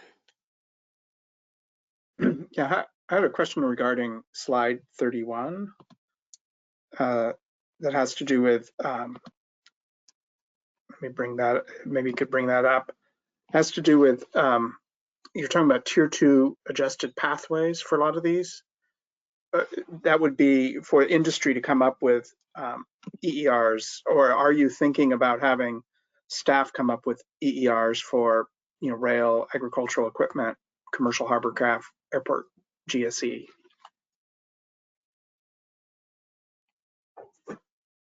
Hi, Dean. Jordan? Oh, sorry about that. Yeah, just to clarify for that slide, so the Tier 2 EER adjusted CI provision is something that applicants come to us with, and it's a Tier 2 process, and so you go through the application process for your specific technology. And so we're definitely open to taking applications for different new fuel vehicle types that are not already represented in the regulation. If you would want to see a new EER category in the actual reg, then you would need to provide data and work with us to make the case that we need a broad category for participation there. Thank you. Next person is Ryan Kenny. Ryan, please unmute yourself and begin.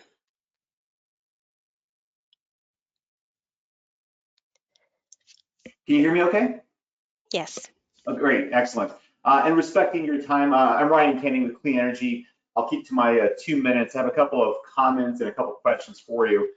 On the pathway applications, we're concerned that they are not being reviewed by CARB until approximately 4 months after submittal. Overall, Tier 2 pathway application approval schedules have stretched from around 9 to 12 months to 12 to 15 months, which puts significant financial hardship on projects. So we do urge a change to expedite the process and to continue to support market certainty. Also, the annual fuel pathway report reviews should be certified significantly faster. Fuel pathway holders continue to wait for credit adjustments for the 2020 reports. So we're trying to gain increased confidence for stakeholders and for investor commitments. Also on the CI pathway true-up, current pathway process pushes producers to delay dispensing RNG in order to maximize credit generation under a more favorable CI. With a true-up, we believe the moment a project comes online, it would dispense production gas under a temporary default pathway of negative 150 CI. And then once the pathway was approved at a negative 300 CI, you would get retroactively a true-up difference. So we do encourage a change there as well. Going to a couple of questions, we do support the increased compliance curve and alternative fuels used for transportation fuel, including dairy and swine, and for LFG digester projects. They continue to drive progress towards the state's carbon neutrality desires. We do discourage any frequent changes in the regulation or the regulatory approach, as that will hamper infrastructure investment and push us away from decarbonization goals. With that in mind, I am wondering from staff if you are looking to discontinue the deep negative CIs. That is really what's driving the market for dairy and swine operations. We are also wondering from staff if you are looking at maybe a LCFS for stationary and industrial end uses, like for cement, if you're looking to go away from heavy duty transportation. Our other question too is relating to procured renewable electricity to lower the CI of landfill and dairy swine projects. Basically, for a RNG project, for the compliance process, you have to build a renewable solar wind project on the site at a dairy or swine operation to reduce the CI. And whereas it's not fair in our view, because the EVs can do this by getting renewable energy credits from the grid in their region. So we do are concerned about having to literally build a wind and solar farm on the site behind the meter to reduce the CI, which in many cases is not possible due to land or other reasons. So we are urging CARB to maybe make some changes to that as well. I know that was a lot, but I'm wondering if you can at least answer the questions I posed as well. Thank you. Thanks. That was a lot. I'm not sure that I caught everything, so I would look forward to your written feedback so we can have all of that information to review. So yeah, on pathway timelines, appreciate that feedback. We understand the need to expedite applications and continue the certainty in the market and for investors. So we're absolutely always cognizant of how we can make things to be more efficient and welcome feedback on that. As you've seen in the program, it's increased exponentially, and so and the complexity has not gone away either. So looking for any feedback that you all have on how we can streamline those things, but appreciate that. On the CI adjustments, we are working on that and expect to have expedited approaches in the future years. So looking forward to that as we get through the first years of this new provision of third-party review. So would expect things to be more expedited in the future, but appreciate that feedback. On true-ups, again, staff have brought that up in the past.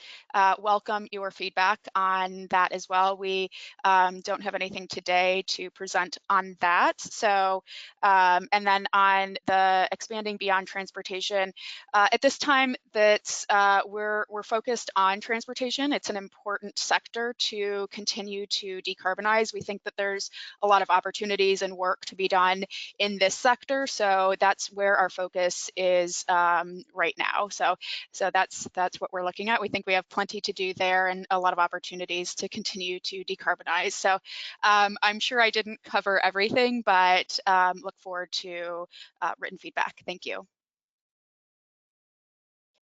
Next person is Oscar Garcia. Oscar, please unmute yourself and begin.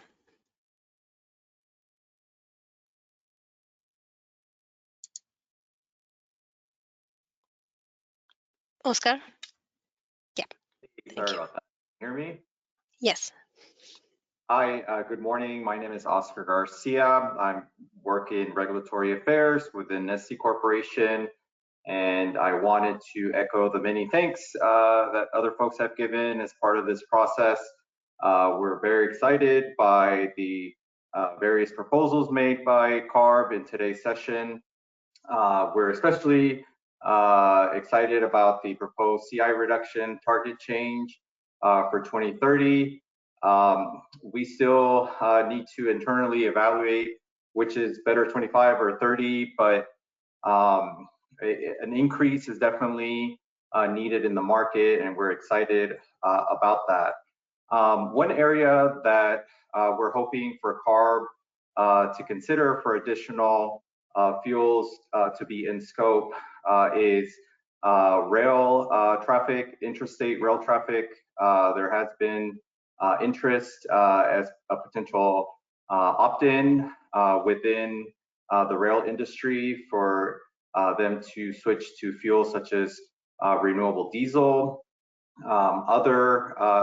Another area of huge interest are stationary generator operators and owners who would like more incentives to be able to switch to renewable diesel. And so we would like for CARB to consider those two possibilities, as well as there is a lot of interest, especially in the latter, as more and more stationary generators are installed throughout the state.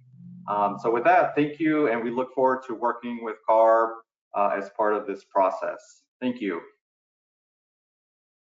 Thank you. Thank you. Just to let everybody know, we have just over 20 more hands raised at this time. Next person is Lisa Maggie. Lisa, please unmute yourself. Yeah, and begin. Yeah, can you hear me? Yes. Oh, good. Okay, thanks. Hi, it's Lisa McGee. I'm with Green Power Motor Company.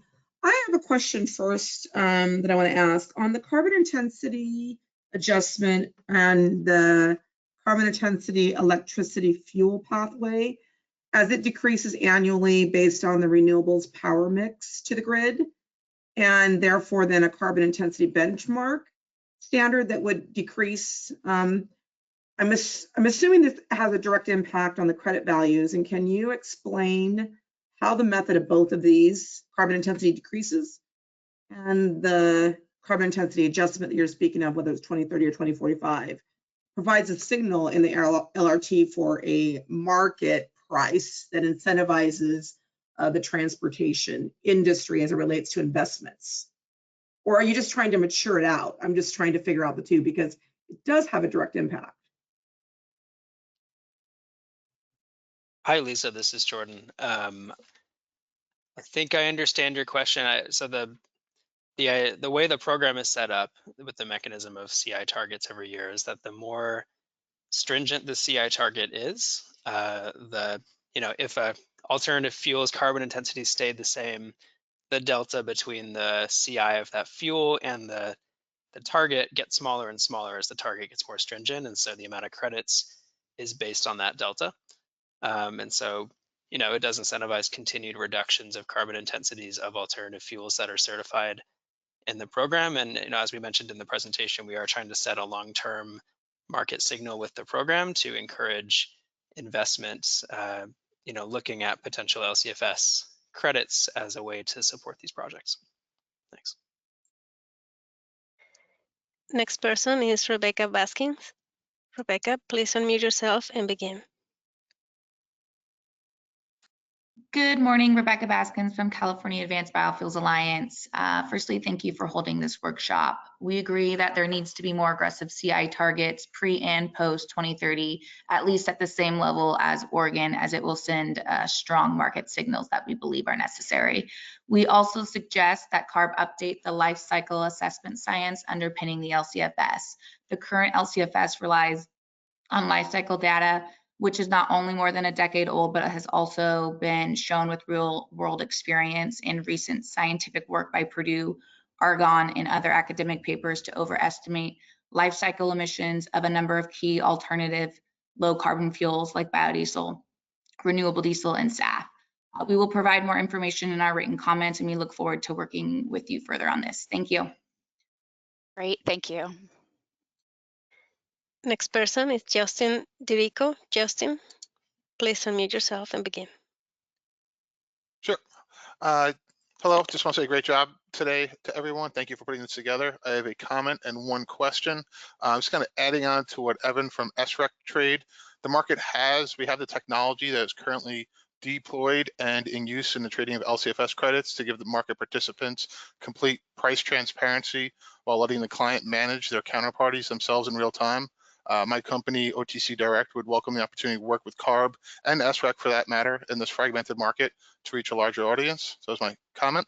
And then in pivoting, I have a question. Speaking on the topic of diversification and transportation fuels, specifically sustainable aviation fuel versus renewable diesel, I think we all know the current LCFS prices not make many of these SAF projects feasible, and the consensus among airlines, there will not be enough SAF on the market to come online by 2030 to meet the reductions. So a lot of these projects kind of had to start yesterday to meet those reductions.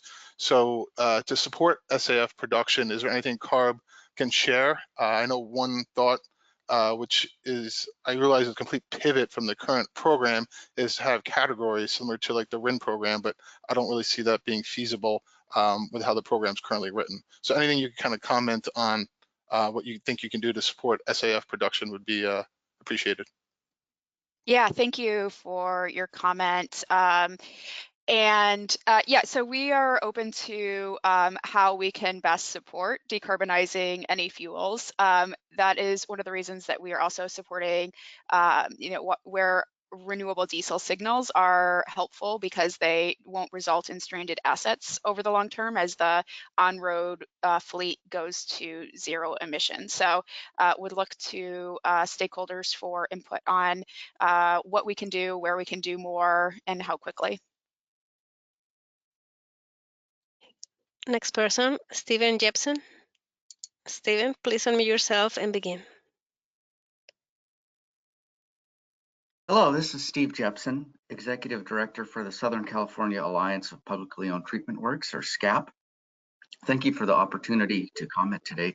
We represent over 80 public water, wastewater, and recycled water agencies in Southern California, providing wastewater conveyance and treatment for over 20 million people. I want to start out by saying I support the comments from my colleague, David Rothbart, chair of the SCAP Air Committee, and Sarah Delorier with CASA. To reiterate, wastewater treatment plants generate a non-fossil biogas as part of the process of cleaning the public's wastewater to protect public health and the environment.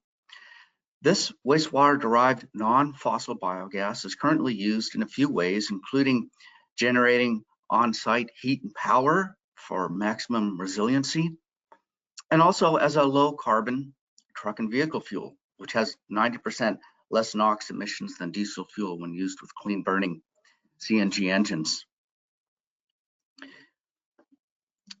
We are going to be producing even more of this biogas when we adopt and assist state greenhouse gas reduction policies such as SB 1383 that will divert food waste away from landfills to existing digesters at wastewater treatment plants. And this is supported by CalRecycle. This is going to significantly increase the amount of waste-derived non-fossil biogas generated. And using this low carbon renewable fuel source to power our essential public service maintenance and emergency equipment will expedite the transition from diesel powered trucks and help with lower carbon intensity. The wastewater derived renewable gas engines and equipment we need to maintain wastewater systems are currently available and in some cases already in use. Whereas zero emission equipment such as battery electric, hydrogen, or fuel cell are not available, and based on communication with equipment suppliers, in many cases, not feasible for our uses with the current technologies. We are not opposed to zero emission light duty vehicles, medium duty vehicles. Many of our agencies already have them in their fleets. In summary, the wastewater sector has a non-fossil renewable fuel source derived from society's waste that cannot be turned off. It's an excellent fit with low carbon fuel standard policies. The engines that we can use for the special equipment already exist. Embracing this non-fossil renewable fuel will expedite getting diesel trucks off the road, allow the wastewater sector to continue our mission of protecting public health and be consistent with federal Clean Air Act requirements. Wastewater treatment plants are in virtually every community in the state. They're publicly funded by virtually every household in the state. We urge CARB staff to reach out to CASA and SCAP when crafting policies to include this important statewide public benefit sector in the policies and get input from us. And finally, I do want to mention we've heard about a little bit about the 200 truck study, which is still in process. Some folks, some CARB staff are misquoting or misrepresenting this study that's not completed yet. And we need to really be cautious of that and let the study be completed and let's hear the results. So thank you for the ability to comment today, and we look forward to working with the CARB team to include public wastewater sector benefits and needs for the future policies. Thank you. Thank you. Next person is Alfredo Arredondo. Alfredo, please unmute yourself and begin. Thank you. This is Alfredo with Resolute. I have a couple of just general questions. I do appreciate the time and effort that staff has dedicated to this workshop and putting everything together. Really looking forward to engaging in the discussion on increasing the CI targets overall. But the two questions are unrelated. Well, the first one is related to the food crops conversation that was had, as well as the second question being more focused on the infrastructure crediting. And I think I'll start with that one. So my question there, I know that there's a focus currently for light duty on charging infrastructure for electricity as well as hydrogen. As we start to look at medium and heavy duty applications and infrastructure to provide fuel for those vehicle types, is there consideration for moving or expanding the inclusion of other fuel types? I mean, that can be anything from RNG, but even within hydrogen, you're looking at potentially different carriers for hydrogen, renewable DME, renewable ammonia as being two options, as being considered, or is it going to be a pure hydrogen fueling infrastructure that will be creditable in the way that ARB is thinking about that? And then the second question on food crops is there just like in hearing about the potential cap, what would that mean for the overall volumes of what is currently being developed and brought to the market through the LCFS in terms of gallons of production, for example? If that's something that's already been looked at, if you were to apply the up to 7% cap, you know, it feels like a fairly blunt approach to be discussing an overall cap on volume. But the other component to that is, how is ARB thinking through distinguishing between food residue and food crops, where in the case of like field corn, which is not corn that is eaten by people directly, you know, most of that is generated for animal feed. If there are processes that separate the protein and the carbohydrate, is there a way to distinguish the carbohydrate as being considered as more of a waste residue as opposed to the feed because it's not going into the animal feed where the protein is more valuable? Just wanted to pose those, and we'll be definitely working with groups on submitting more detailed comments for this workshop, so appreciate that. Hi, Alfredo. Thank you for the questions. I'll take the HRI one. So the existing HRI and FCI provisions are focused on on-road light-duty vehicles, and so this is a targeted provision. It's kind of unlike other provisions in the regulation, with the specific purpose of having a quick build-out of that infrastructure that's needed for ZEVs. And so the same premise is what we're looking at on the medium heavy-duty side, trying to build out ZEV refueling infrastructure quickly in advance of these vehicles coming online. And I'll pass it to Cheryl to take the next part of it. Yeah, thank you. So appreciate any input you have on the crop discussion. Generally, we're really at the beginning stages of looking at this issue and need more data and information as we continue to analyze the subject. So, you know, we're looking at a number of different ideas, and so, you know, we don't have a number, we don't have anything that we're proposing at this point. So I will hand it to Anil for any additional thoughts. This is Anil. I just wanted to call out specifically on the segregation of different components from a given feedstock.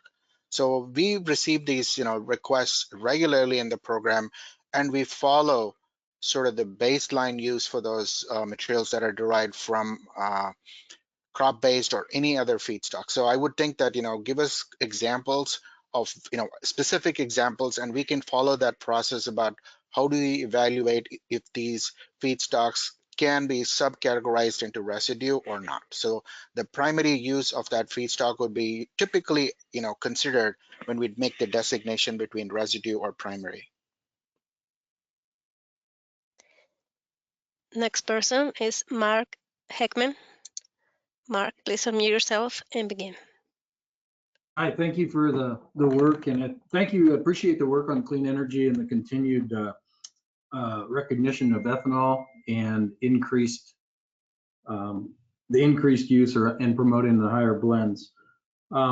Regarding ILUC, is anything being considered on the starch? I know there was considerable discussion about the oilseed crops, etc., but would like to see more information on that. And then as a question, have you considered annual updates for the Midwest average or even closer for the farm practices side of things? I'd like any comments or thoughts on that. Yes, so again, looking for any information that can be provided, whether it's on, for the RD production feedstocks or ethanol feedstock. So again, early stages and trying to understand what the potential impacts could be, what the risks are, and then how we could mitigate those if there are significant risks.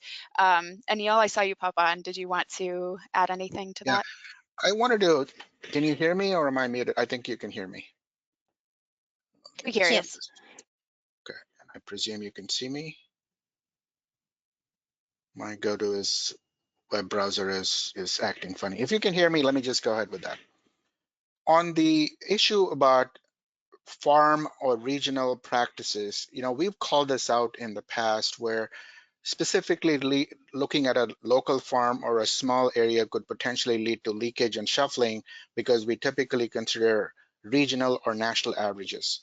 So if you can come to us with some proposal that whatever is being implemented at the local or a smaller level, how that can be integrated into a national framework to potentially mitigate leaking or shuffling, we're always willing to listen. Next person, James Kendrick. James, please unmute yourself and begin. Hi, thank you for taking my question. I just have a question about, is CARB staff considering eliminating the CI penalty for certain types of biomethane derived from anaerobic digestion?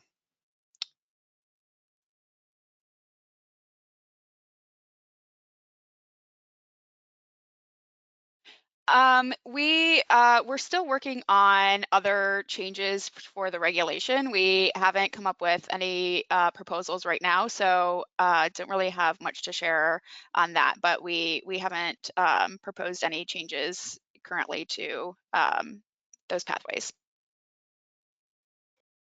Next person, Adam Browning. Adam, please unmute yourself and begin.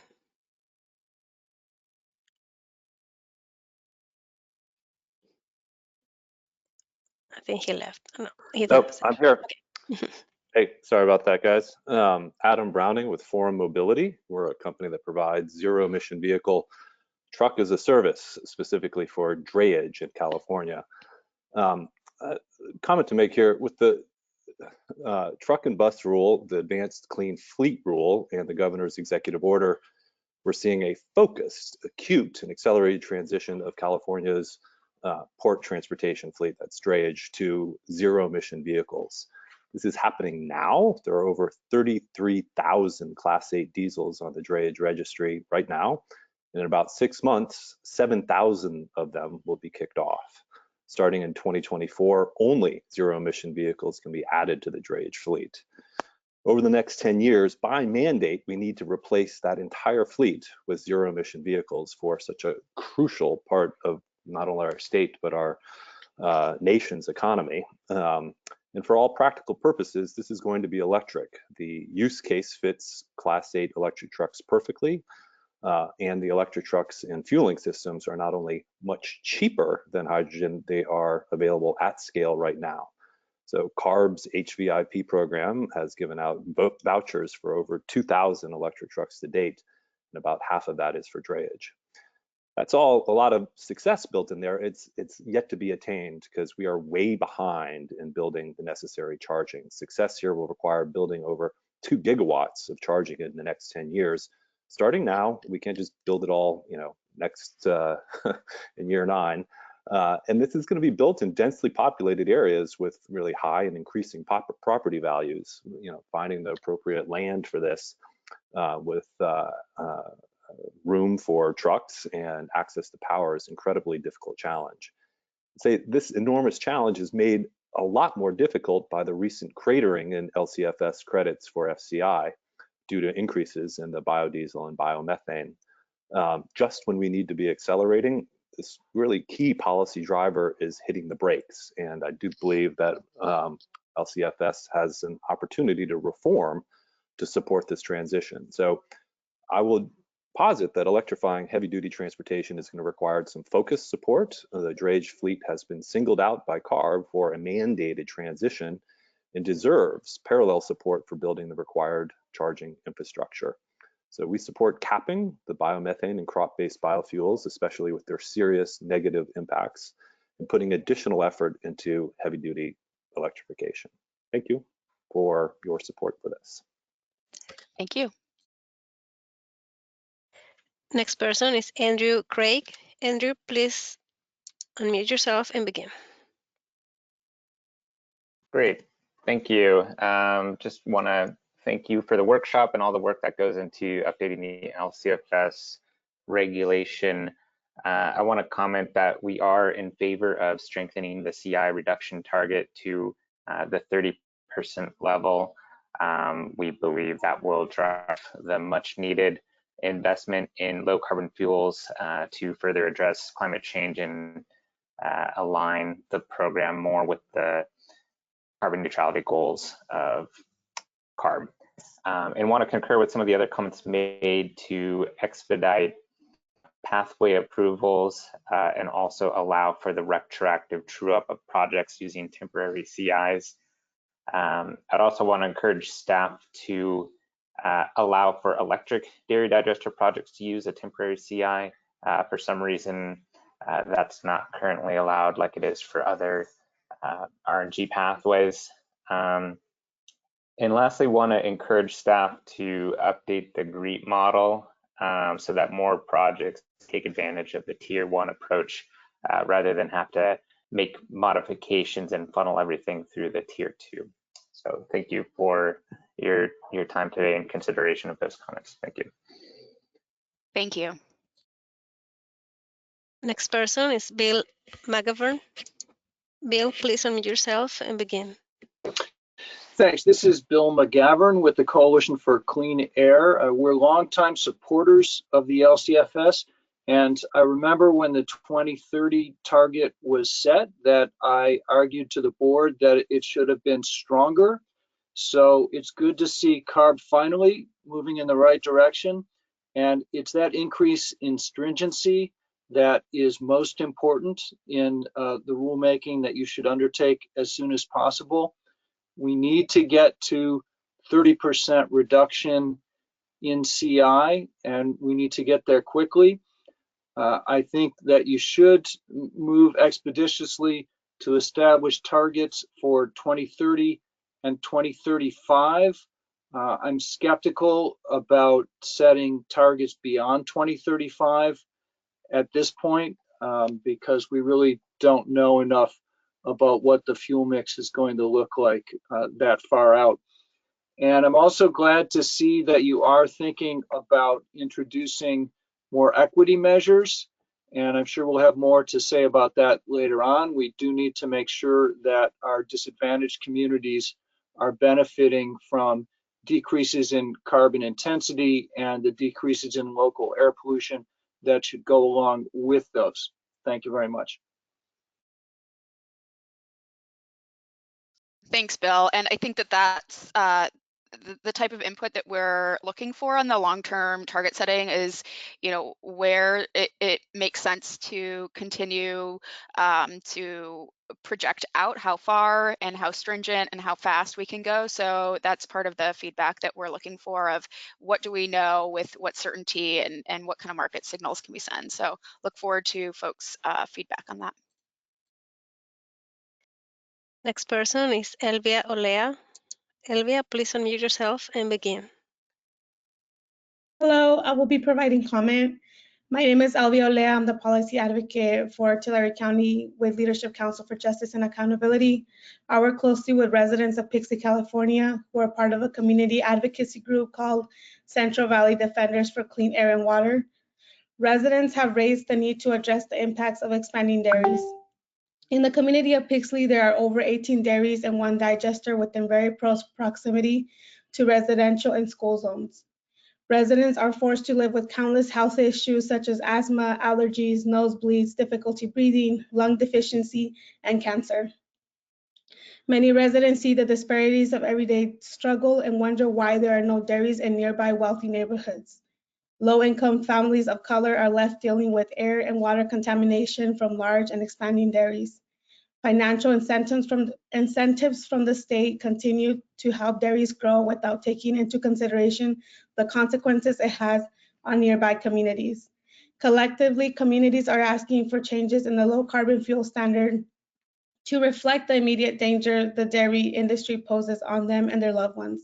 Residents should have the right to live a safe and healthy life without the fear of contamination. Thank you. Thank you. Next person is Greg Kester. Greg, please unmute yourself and begin.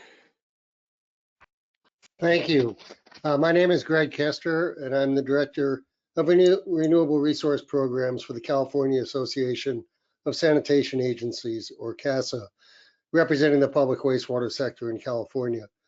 CASA urges CARB staff to work with the wastewater sector to maintain and increase the use of wastewater-derived non-fossil fuel biogas in the LCFS program to ensure viable solutions are maximized to mitigate climate change and meet air quality requirements.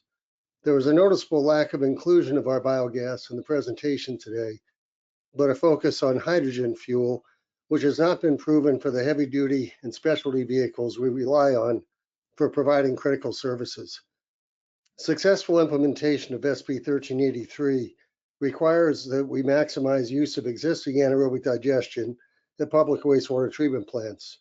According to a capacity analysis of existing infrastructure at wastewater treatment plants done by the state water boards, excuse me, in 2020, all digestible food waste that is currently landfilled could be accepted at wastewater plants for co-digestion, which will result in exponential increases in biogas production.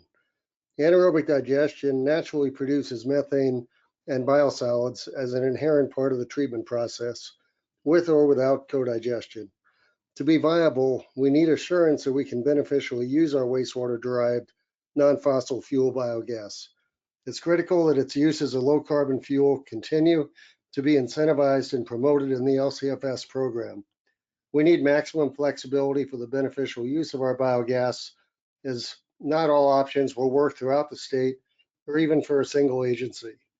On-site heat and power, low-carbon transportation fuel, and pipeline injection are all options and all must be allowed in the scoping plan. Land application of biosolids displaces fossil fuel intense inorganic fertilizer and sequesters carbon, both of which should be reflected in the LCFS program. Note also that despite SB 1440, pipeline injection is practically limited by Cal OSHA requirements to 2,000 pounds and does not work for all agencies. But we really appreciate the presentation today and how responsive staff has been throughout the LCFS program. And we look forward to proactively working with staff as regulatory revisions are considered in this important program. Thank you. Thank you. Next person is Jamie Levin. Jamie, Yes. please unmute yourself. Yeah. Yes, thank you very much. Jamie Levin with the Center for Transportation and the Environment. We're a nonprofit organization working on the deployment of zero-emission transit and freight applications. Our project that will be deployed next June is a 30-truck fuel cell truck deployment out of the Port of Oakland. These fuel cell trucks will have up to a 500-mile range, so they're not only serving important drayage operation, but also regional haul capabilities without sacrificing payload. And this has significant impact, positive impacts on disadvantaged communities adjacent to ports and also out into the Central Valley. Critical to making this work, and beyond just our deployment of 30 trucks, which will be the largest pilot program in North America, is expanding that to thousands of trucks. And in order to make that work, the total cost of ownership is a huge factor. And the cost of fuel is probably one of the most critical factors. And in order to play this out with freight and truck operations, we need multiple heavy duty fueling stations that are not tied to a specific tethered location for the fleet. So this means the HRI capacity credits that you're proposing for heavy duty are really extremely important. So my question is, to what extent are you aware of the DOE Hydrogen Hub program, which will be allocating up to $8 billion to regional projects to generate large-scale hydrogen production of 50 to 100 tons per day or more at a 50% cost share. And while their funding will be dedicated primarily to production and distribution, the building of stations, heavy duty stations, is going to be essential in the transportation sector to support deployments of 1,000, 2,000 or more trucks. So again, my question is really to the extent that you are seeing this as an opportunity for California and accelerating your LCFS program to HRI capacity credits for heavy duty infrastructure to support that kind of deployment of heavy duty trucks throughout the state. Hi, Jamie. Thank you for the comment. And just to quickly respond, we are aware of the hydrogen hubs solicitation and the work that's going on there. We're working with GoBiz along with many others on that process, and definitely an opportunity to leverage some of the federal money that's coming in. We think it absolutely aligns with what we're trying to do as far as supporting the stations themselves with a potential medium heavy duty HRI provision. And so we are definitely tracking that. Thank you. Next person is Gary Stadler. Gary, please unmute yourself and begin.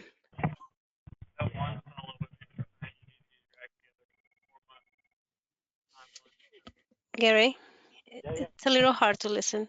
That's where you have your leverage, like something that can be resistant without something like that. Like we're calling that. Gary, we're having trouble listening. I'm going to move to the next person and go back to you in a little bit. Thank you. Next person, Marcelo Moreira. Marcelo, please unmute yourself and begin. Hello, I'm Marcelo Moreira, researcher here from Brazil. One quick question, is CARB evaluating new ILUC values, updated ILUC values in this round, in the life cycle assessment?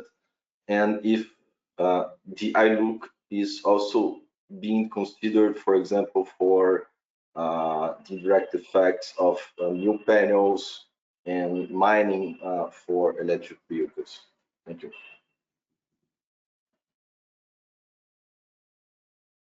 Thank you. So as we talked about in the presentation, we are looking at the impact of crop-based fuels in the program. And so we welcome any data that are available to help us be informed on how that could be impacted in our program. So if you have information or data to share, at this time we haven't proposed a mechanism or if we will put a cap on and how that would work. We're not proposing to remove the ILUC values, but we are open to mechanisms for evaluating crop-based feedstocks. Next person, Jamie Katz. Jamie, please unmute yourself and begin. Hi, thank you so much. Yes, Jamie Katz with Leadership Council for Justice and Accountability, calling in from Fresno. We appreciate staff soliciting feedback on the future of the LCFS and how it should consider carbon intensity. However, part of understanding the appropriate time frame for increasing CI targets is ensuring that carbon intensity is correctly calculated through a complete life cycle analysis. Leadership Council, along with Food and Water Watch, the Animal Legal Defense Fund, and the Association of Irritated Residents, submitted a petition to CARB last year raising significant flaws with the calculation of carbon intensity for biomethane derived from industrial dairy manure, more commonly known as factory farm gas. Our petition also raised that many of these credits lack additionality because the supposed reductions in methane emissions were already completed and accounted for in other programs. Finally, in response to staff's presentation, equity does not simply mean ensuring low-income communities and disadvantaged communities receive the benefits of electrification, but also that they are not disproportionately burdened by the low carbon fuel standard. Extremely lucrative low carbon fuel standard credits are incentivizing the use of liquid manure lagoons and the concentration of dairy herds in already pollution burdened communities located near these industrial dairies. These communities are disproportionately low income communities and communities of color. Integrating equity into the LCFS means protecting the air and water in these communities, not continuing the historical practice of creating sacrifice zones.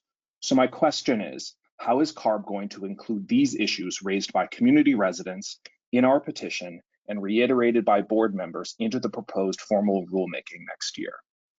Thank you. Thank you.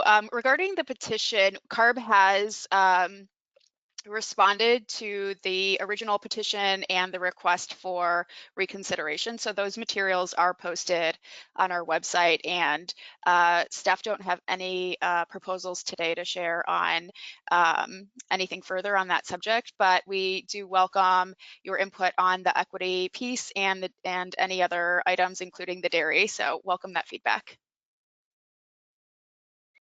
Next person, Karim Ibrick. Karim, please unmute yourself and begin.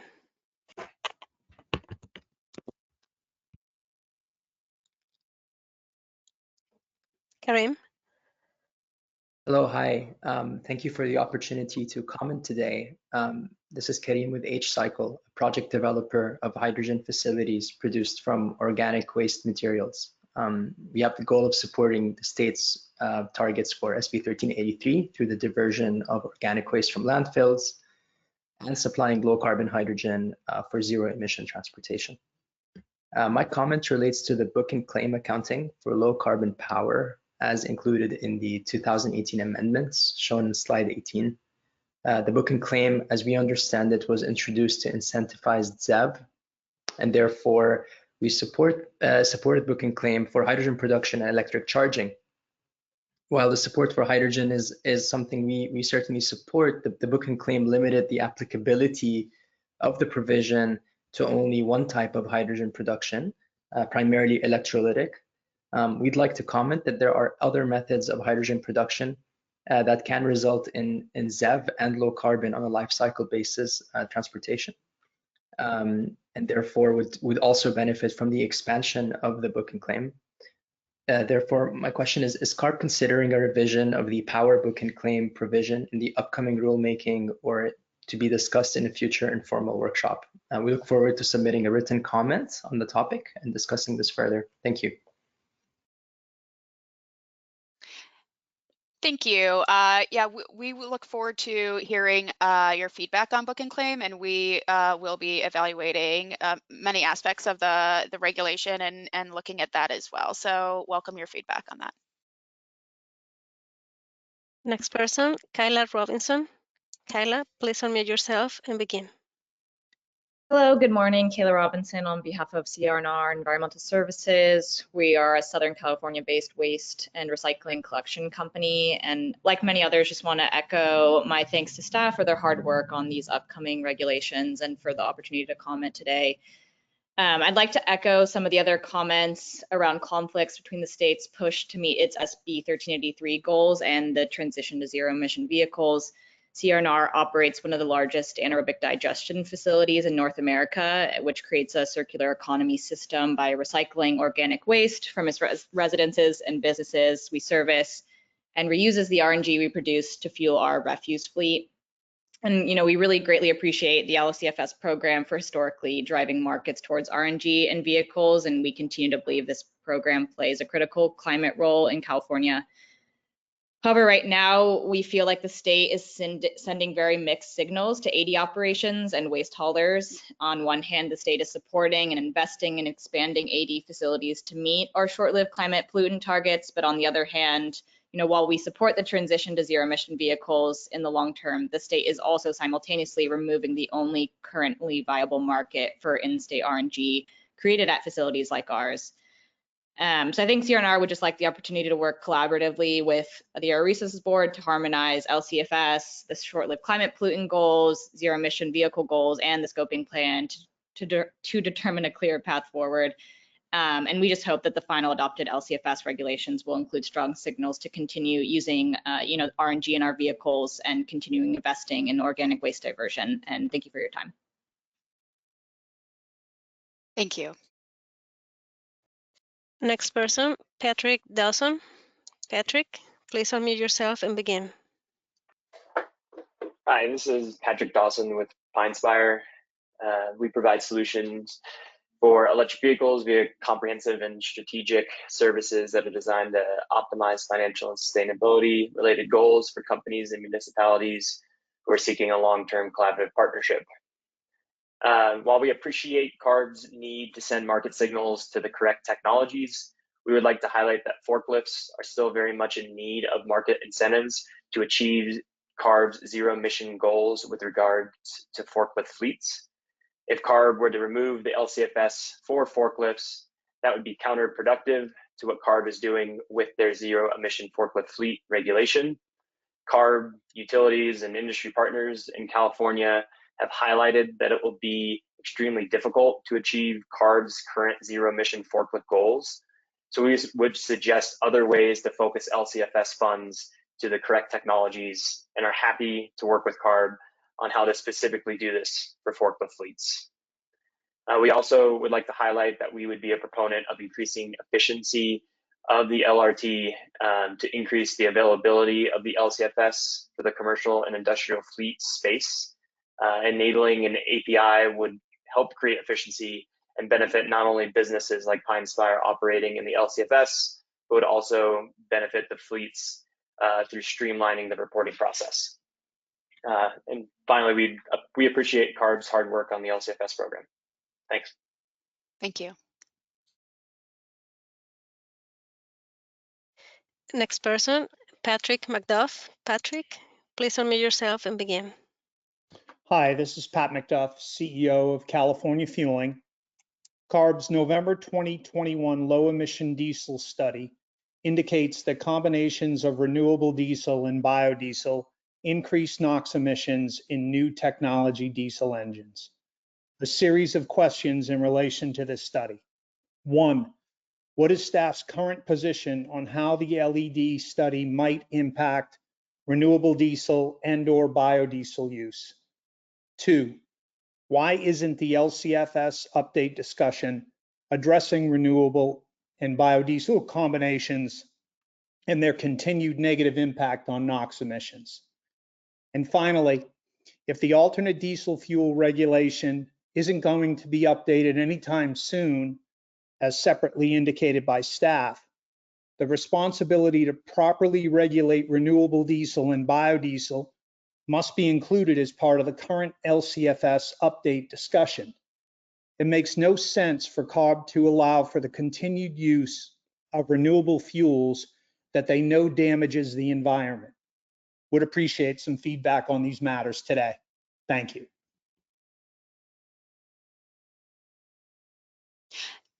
Thank you. And I'll note that that is a separate process, and we did provide a final report on the low emission diesel emissions testing to our website, including feedback that we received, and we're continuing to talk about the next steps of that process. Thank you.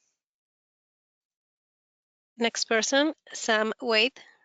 Sam, please unmute yourself and begin. Hi there. Thanks for the opportunity to comment today. This is Sam Wade with the Coalition for Renewable Natural Gas. We're the National Trade Association for the RNG industry. First and foremost, we do support increasing the stringency, both in the near and the long term of the program. The program is currently working for RNG, but increasing stringency in line with our long run carbon neutrality goals will certainly help get our RNG projects deployed more quickly. On a more nuanced level, we've already heard from folks today supporting true-ups to verified actual CI performance, which we're highly supportive of, as well as revisiting key assumptions on avoided methane for organic waste diversion projects in order to get those happening more quickly in line with the SB 1383 goals. We'd also like to see it the program to make it easier to use RNG as an input to making other fuels, because our coalition is end use agnostic. So other renewable gases like hydrogen and DME, as well as liquid energy carriers, can all be helpful end uses for RNG. And the program is currently not facilitating that broad end use that renewable gas could be used toward. As we move toward a broader usage framework, we'd like to see registry tools such as the MRET system incorporated to allow for ease of tracking of RNG and ensuring that the inputs are not double counted anywhere. We'd also like to see greater recognition of greenhouse gas benefits of the co-products of RNG facilities, both in the form of digestate to fertilizer, biochar, and the CO2 that could eventually be sequestered from these projects. And finally, the LCFS has been such an important trailblazer with respect to life cycle analysis for RNG production that is now being used in many other states and in even other California programs such as the SB 1440 process. So we encourage CARB to remain in the leadership role there and provide alignment between life cycle analysis for RNG in all end uses, including hopefully in industry under SB 596 for cement. And with respect to continued leadership nationally, we'd love to see continued alignment between the Pacific Coast Collaborative states and the other states that are willing to look at LCFS policies moving forward, such as New York. So to conclude, RNG has been an important part of the program so far. We look forward to being an even bigger driver of all low carbon fuels in the future. And we continue to support CARB staff hard work on this. And thanks a lot for holding the workshop today. Thank you. Next person is Thomas Cochran. Thomas, please unmute yourself and begin.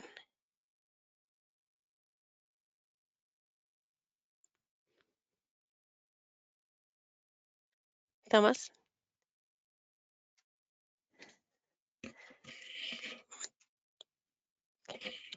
Let's go back to you in a little bit. Next one is Scott Hedrich. Scott, please unmute yourself and begin.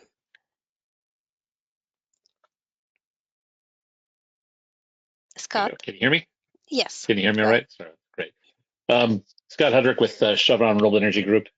I'll just echo the thanks for the hard work that's gone into this. I'm going to provide maybe a little bit different comment from what the other speakers have said, although I have to admit I lost due to some Wi-Fi issues for about an hour. So if somebody's already pointed this out, I apologize for repeating old ground. But it's without irony that I'd say these webinar workshops, they're great, but I certainly hope that staff won't look at these as replacing in-person meetings. The level of debate and discussion that can take place in in-person dialogue is much greater than what we have here with the webinar, where one person asks a question, then we move on to the next.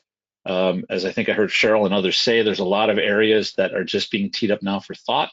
I think staff would benefit from the back and forth, not just between ourselves as stakeholders and staff, but between stakeholders and stakeholders and staff. And to do that, I think necessitates having some more in-person discussions. I know that COVID really put a damper on the ability to get together. I'm hopeful that we're on the back end of that, but I think it's very important for the process that staff find some time to hold some in-person meetings where a meaningful dialogue can take place. Thanks.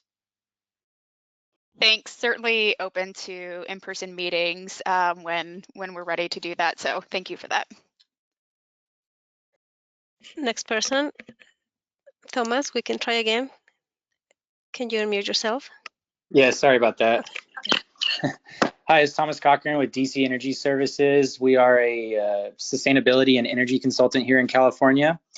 I'm currently working with a green hydrogen developer on a solar to wind to hydrogen project. And one of the questions we had is, due to the intermittency of the renewable assets such as wind, they are interested in using grid electricity and purchasing green or renewable electricity from their utility provider to run during those periods where the renewables are not available. In that scenario, would the CI still be considered zero for the electricity since it's not using standard grid CI electricity? We just wanted to make sure that that's something that we can account for when estimating the LCFS credit potential for the produced hydrogen. Thank you. Hi, yes, thank you for your question. This is Jacob. Please, I think it definitely can happen. Please reach out to me via email and I can explain how the regulation works regarding the ways in which book and claim accounting for hydrogen production can be used under the current regulation. Thank you. Next person, Jeremy Martin. Jeremy, please unmute yourself and begin. Thank you. This is Jeremy Martin from the Union of Concerned Scientists. Can you hear me? Yes. Great.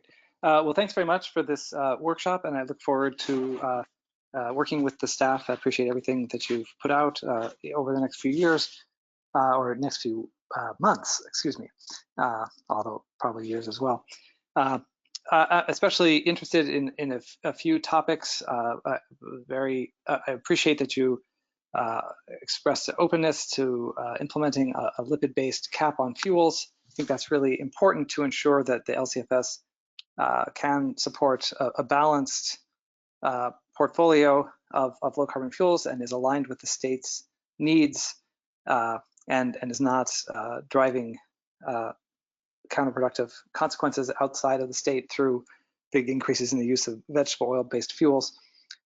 I also encourage CARB to consider changes to the manure methane provisions to ensure that the program's effectively mitigating methane pollution and not inadvertently encouraging the production of methane just in order to cash in on the opportunity to destroy it. It's worth highlighting that these large negative scores reflect the fact that methane's a terrible pollutant, and it's only a secondary benefit to displace some fossil gas. Most of the climate benefits in avoiding methane pollution. So it's really important that these pathways and the structure of the program is focused on that, mitigating methane pollution and not maximizing production and is not producing counterproductive outcomes or environmental justice impacts on communities living close to those large dairies. So anyway, lots of other provisions that I'll be interested in discussing over time, but wanted to highlight those, and thank you for your hard work and look forward to being engaged moving forward. Thank you. Next person, Rebecca Wright. Rebecca, please unmute yourself and begin. Hi, can you hear me all right? Yes. Great. My name is Rebecca Wright. I'm with Sierra View Solutions, a consulting company working at the intersection of agriculture, carbon markets, and policy. And I'm commenting on behalf of two main clients, Indigo Agriculture and Farmers Edge. Since its start in 2011, the LCFS has been one of the most successful climate change programs in California. It's grown from about 1.8 million gallons in 2011 to nearly 589 million in 2020. As the state transitions to a low carbon future and works to meet its 2045 carbon neutrality goal, will continue to need high quality, sustainably grown biofuels. According to CARB's own analysis, 30% of cars and 23% of heavy duty fleet vehicles will still be powered by fossil fuels in 2045. We're asking CARB to incentivize the implementation of natural and working lands practices such as optimizing fertilizer application, reducing tillage, using enhanced efficiency fertilizers, and planting cover crops in the production of biofuels. All these practices have shown significant potential to reduce nitrous oxide emissions, increase soil organic carbon, and enhance the resilience of these natural systems to climate change. Basically, we need crops that are grown in the most sustainable manner, and we should provide more incentives for practices such as cover crops, no-till, enhanced fertilizer. My question for you is, how are you thinking about the expansion of those practices? Because we've heard a lot about, reducing the usage of crops as fuels, but I think it makes more sense to use crops grown in the most sustainable sense. Thanks. Neil, did you want to say anything on this?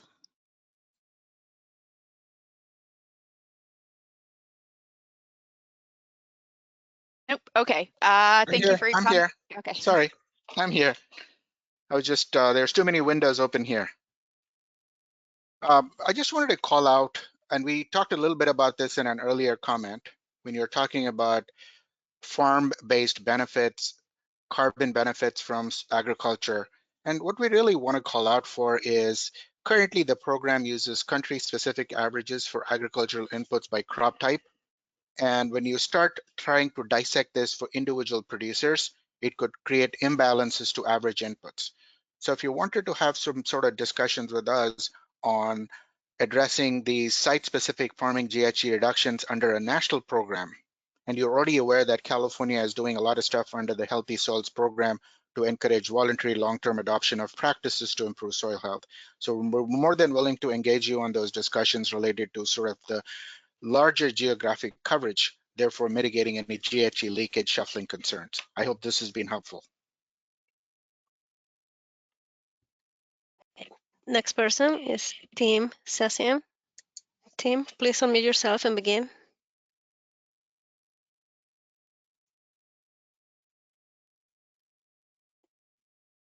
Tim, we can hear you. Okay, we can go back to you in a little bit. Let's move on to Victoria Rodriguez. Please unmute yourself and begin. Hi, yes, this is Victoria Rodriguez with Nielsen Marksmer representing Waste Management. First, thank you for the opportunity to comment, and also thank you for the hard work that's gone into both this and the draft scoping plan. I'll start off by saying that Waste Management is supportive of increasing and strengthening CI targets 2030 and beyond. And second, I'd like to agree with the previous speaker representing waste haulers that we would like to see more harmony and balancing with short-lived climate pollutant goals in SB 1383 and the low carbon fuel standard to support the ability of waste haulers to continue to support decarbonization efforts by fueling our fleets with RNG moving forward. And then just a couple of questions. First, on the topic of decreasing available credits, will that decrease be sector-based, and can you just generally speak a little bit more about how you see that playing out in regulation?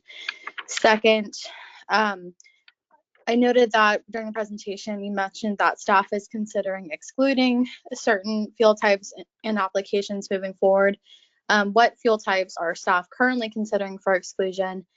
And then finally, can you speak to the limiting of the application of low carbon fuels in specific sectors, what the rationale is behind that, and what that may look like in regulation? Thank you.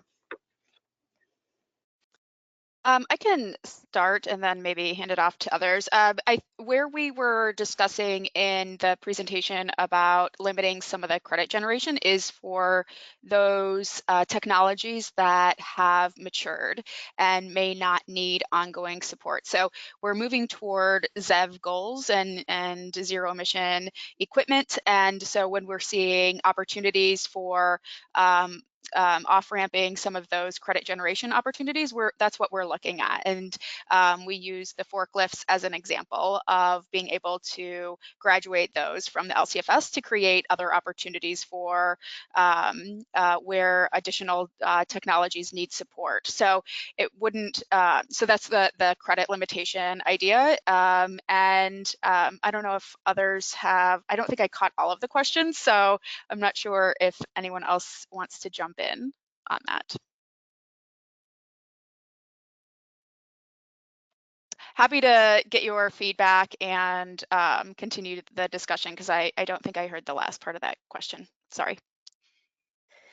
Next person, we're going to try again. Tim, please unmute yourself and begin. Yes, can you hear me? Yes.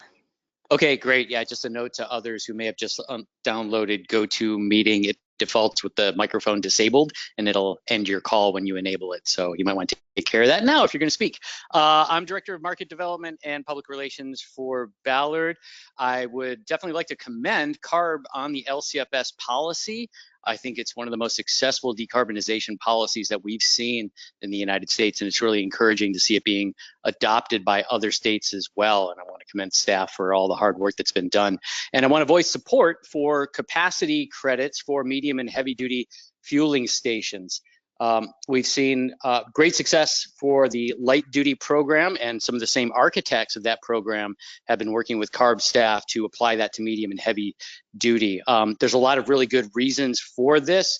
That approach and LCFS in general keeps the costs to the places that are generating the impacts. So the money is coming from high carbon fuels going to low carbon fuels, which is all a great thing. But these stations are needed in advance of the vehicles. And the drayage truck rule was pointed out by a caller earlier, 38,000 on the registry that had to be replaced, 7,000 that'll come off next year. Even if those do go to battery electric trucks, getting the infrastructure to charge those trucks in time is going to be extremely challenging for the IOUs, for the utilities to even meet the timelines of, let alone cost effectively be able to promote. We very likely, and I would guarantee, we'll see hydrogen generation at those charging stations along those shipping corridors to recharge those battery electric trucks, and those need to be public stations. Equity needs it as well in order for owner operators to have drayage trucks. They're not going to have their own 1 megawatt chargers at home. They're going to benefit from fuel cell trucks that can fuel up at public fueling stations, and even DC fast charge stations that are public stations. So there's a strong need for this. Regulations are already in place that are going to demand these fueling resources be in place, and this program has proven itself on the light duty side and has the right people working on it to make it work for the medium duty and heavy duty side. And I hope that we can see this program instituted with the same skill that we've seen the existing program instituted. Thank you. Thank you. Next person, Tony Brunello. Tony, please unmute yourself and begin.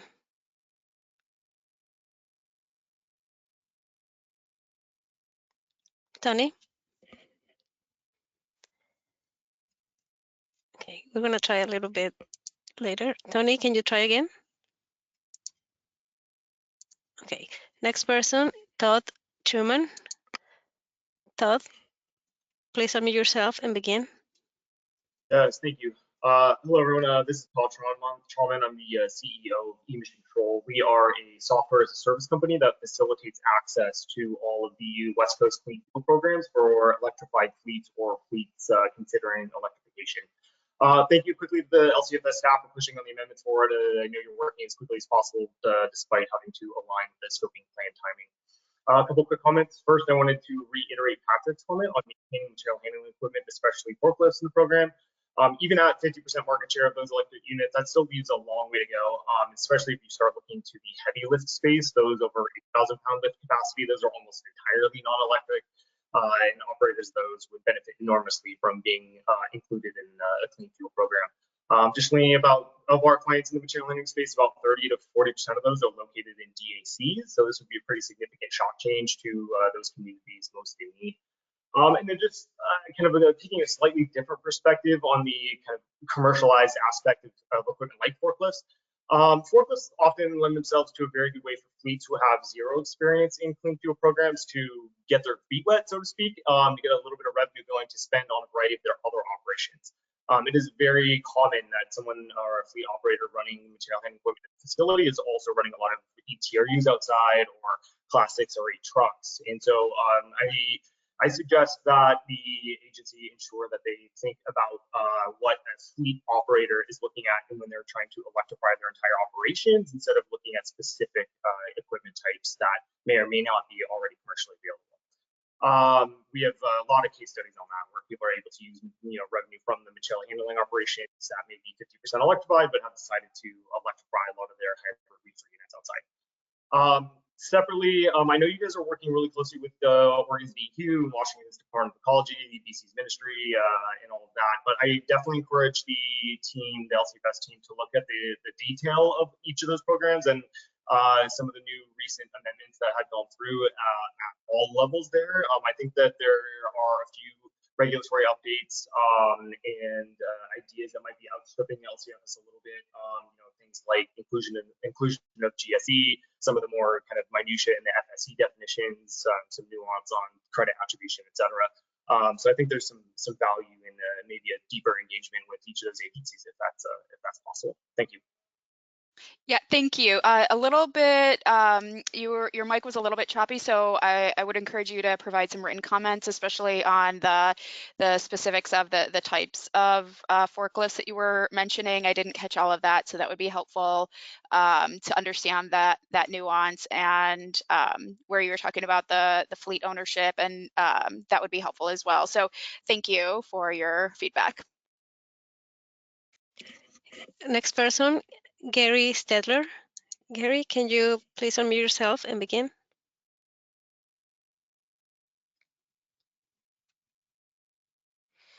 Gary? Okay. I think we lost him. Yep. Okay, next person, Theral Golden. Theral, please unmute yourself and begin. Yes, can you hear me? Yes. Okay, my name is Theral Golden. I'm a resident of West Long Beach, California. And I want to thank you for all the work and the information I received this morning. And I'm not clear on a couple of things. My questions are, what is the definition of low carbon? And how is that going to reduce the negative impacts that we received in this neighborhood? We receive more negative impacts from the carbon fuel than any place in Southern California.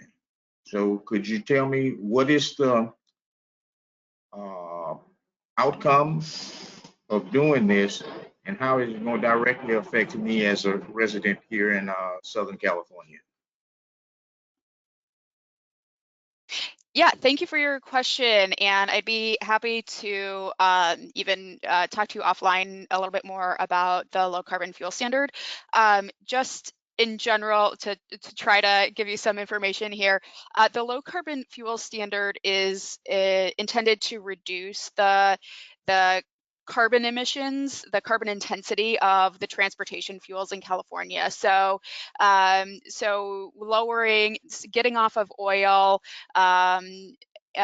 going toward zero emission vehicles is our goal. And so we incentivize alternative fuels, or what we call low carbon fuels, and that is low carbon based against a standard that our regulation develops, and that standard becomes more stringent each year. So in order to be considered a low carbon fuel, you have to get increasingly lower carbon fuel into the market. And so eventually going to zero emission fuels is the ultimate goal. And so with that, we also are seeing, as we get to lower carbon intensity fuel, that also provides other benefits, such as air quality benefits, especially as we get out of combusting fuels. And so, we're expecting that there's multiple benefits from this program.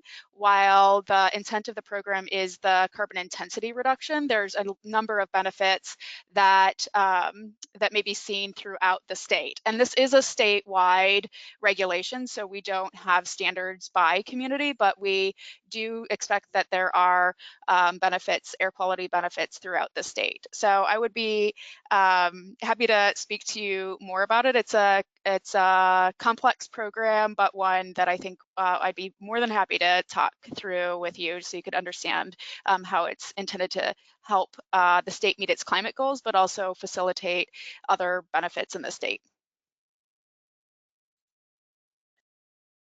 Next person, Khalid Rustom. Khalid, please unmute yourself and begin.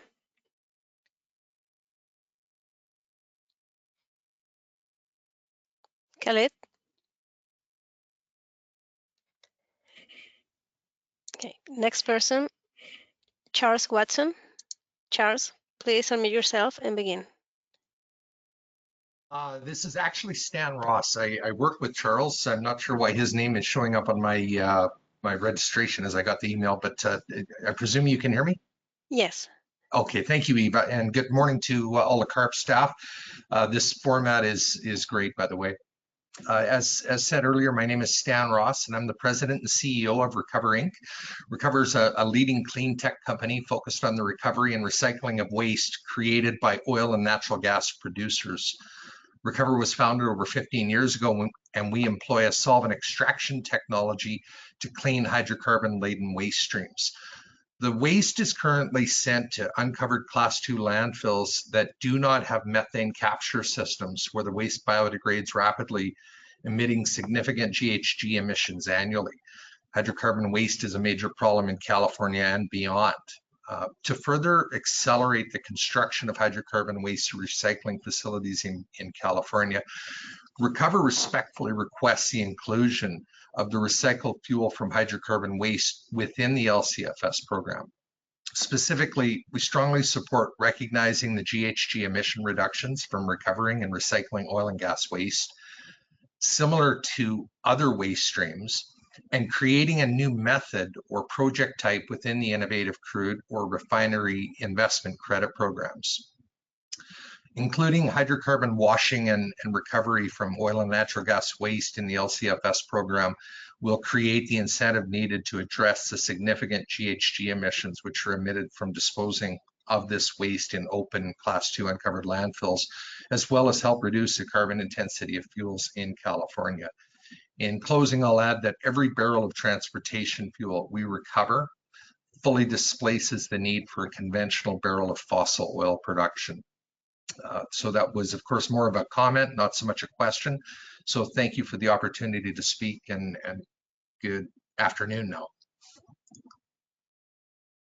Thank you. Next person is Lisa McGee. Lisa, please unmute yourself and begin. Hi, can you hear me? Yes.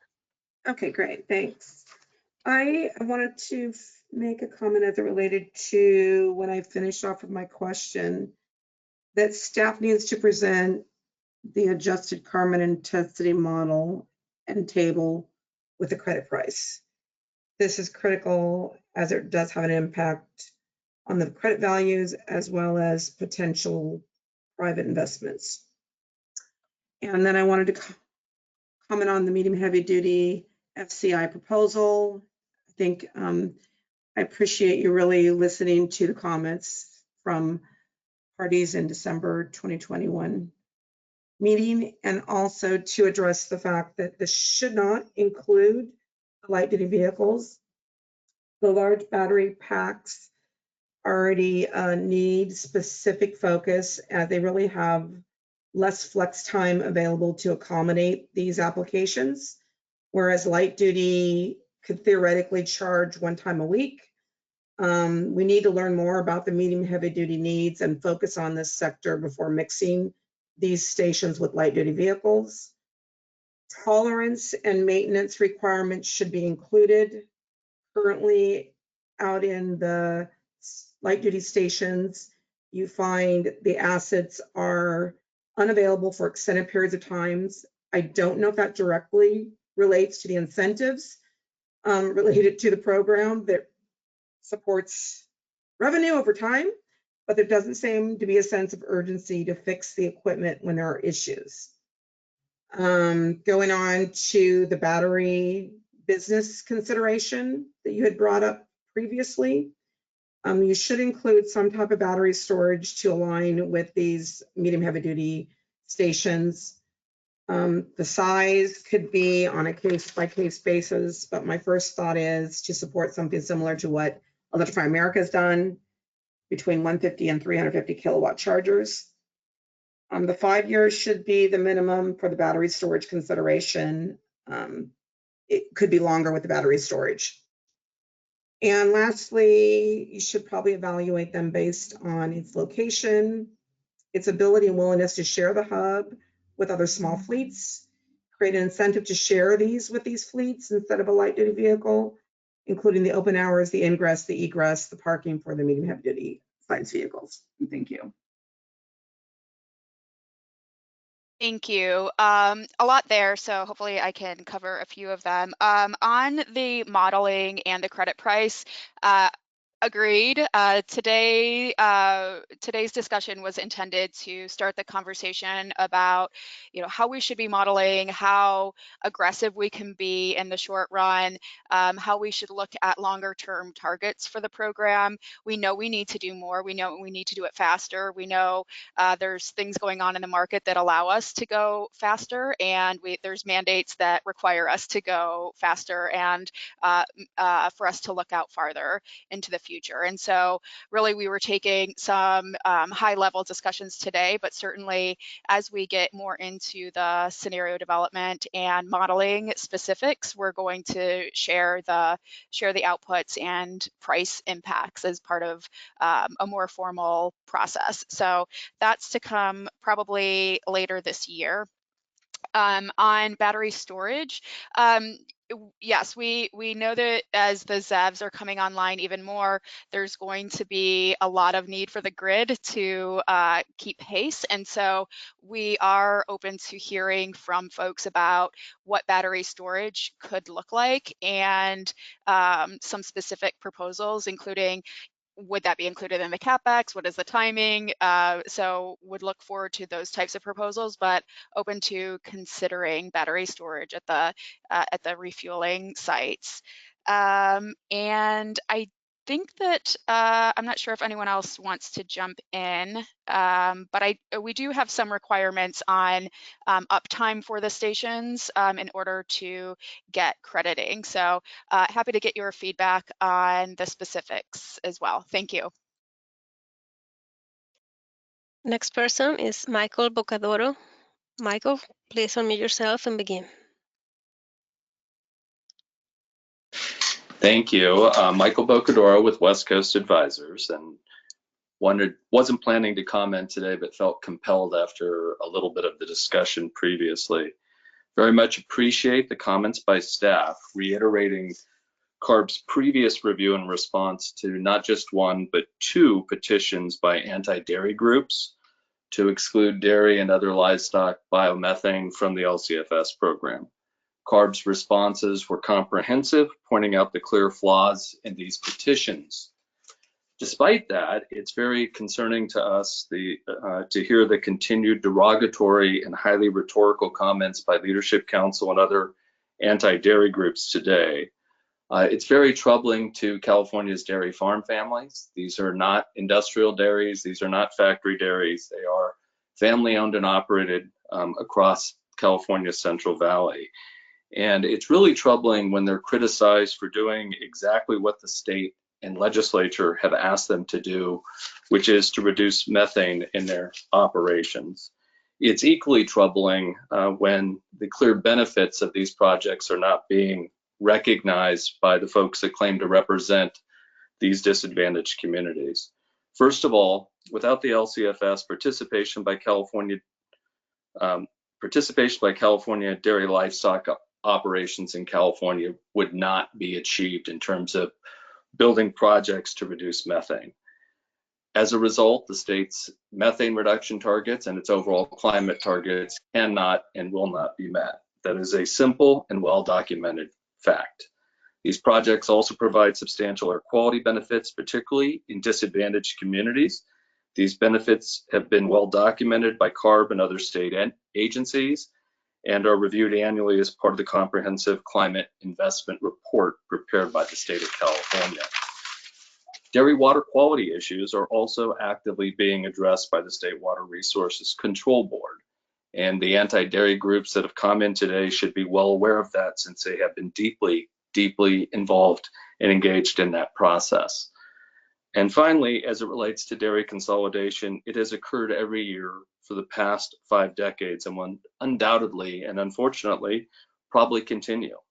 But this is not being driven by the LCFS program. It is being driven by the high cost of doing business in California and driven by the higher level of environmental regulation faced by family dairy farms here in the state. Increased water regulation will further destroy the livelihoods of even more family dairy farms in California. But the fate of these families is ignored by the anti-dairy groups who spoke earlier today. In summary, efforts to reduce dairy and livestock methane must be rooted in reality. Continued rhetoric and ideology simply won't get it done. Very much appreciate, and we'll provide formal written comments on many of these points. Thank you. Thank you. Next person is Scott Stenbach. Scott, please unmute yourself and begin. Thank you. Thank you for today's workshop, and thank you for your progress. Just a quick comment. While the technology is currently a long shot, my hope is that the LCFS will see synthetic fuel created via direct air capture as a potential key component to reducing carbon emissions for existing combustion engine consumer vehicles, and that this solution would not be lumped in with other biofuel solutions or excluded in future LCFS plans because it isn't ZEV. Thank you. Thank you. Next person, Steve Compton. Steve, please unmute yourself and begin. Yeah, thank you. I appreciate CARB proposing to increase the program's targets before 2030. One question is the transition of the carbon intensity pathways. What is CARB's staff's current plan for implementing new CI scores for existing pathways? Would there be a phase-in period?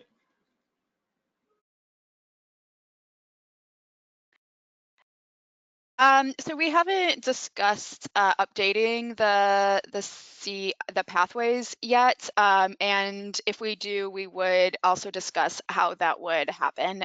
When we last updated the emission factors in our pathways, we did have a phase-in period, so that would happen. I'm not sure if that quite answers your question, but yes, for any of the calculators that need to be updated, any emission factors that need to be updated, we would certainly have a process and a phase-in period. Next person is Ross Buckingham. Ross, please unmute yourself and begin. Thank you again, and thank you to CARB, and particularly the folks on the call today.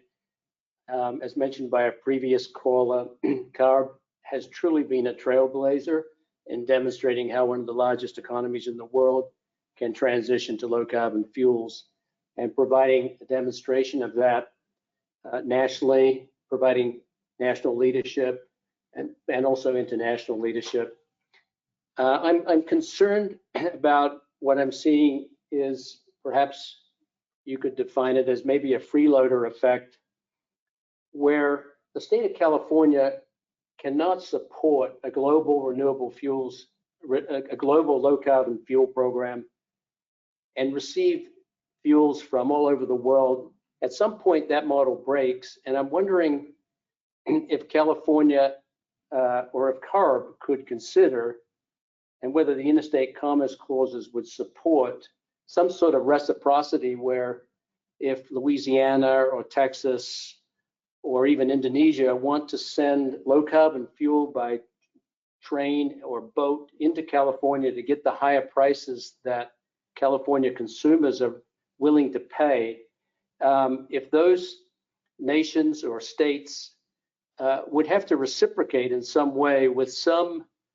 indication that they would also soon be implementing low carbon fuel standard programs, such that global warming, which is a global problem, can spread beyond California's borders, and we can take advantage of this amazing leadership that you're all demonstrating and make it such that it spreads across the nation and also perhaps around the world.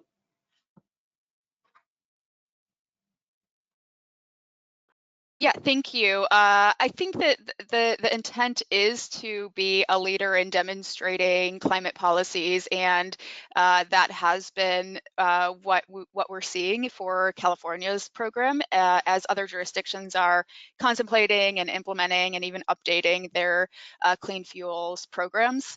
And so, yes, we don't restrict where the fuels come from, and that's by intent. We do include the emissions that are included, to transport those fuels to us. So those are accounted for in the CI score for the pathways.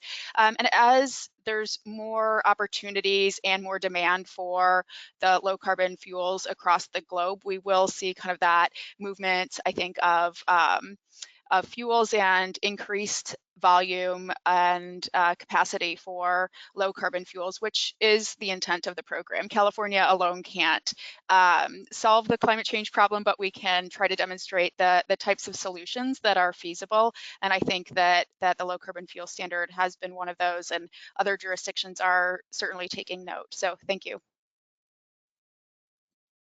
Next person, Anthony Brunello. Please unmute yourself and begin. Hi, can you hear me? Yes.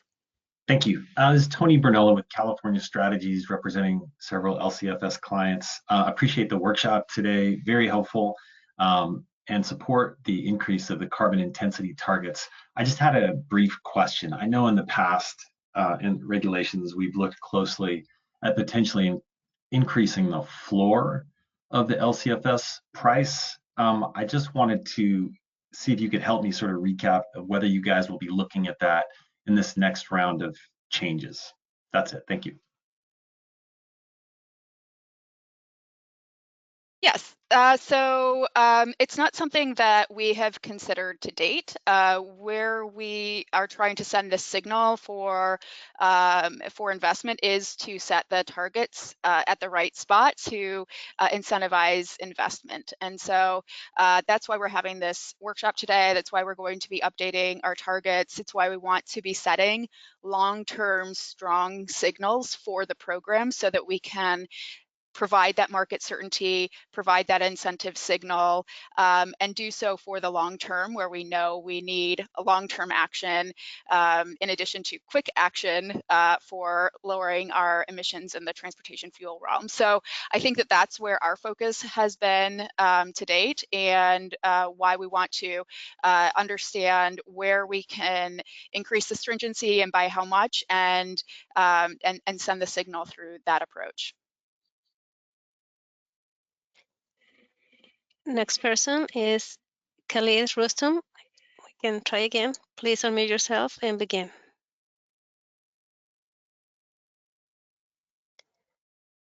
Khalid.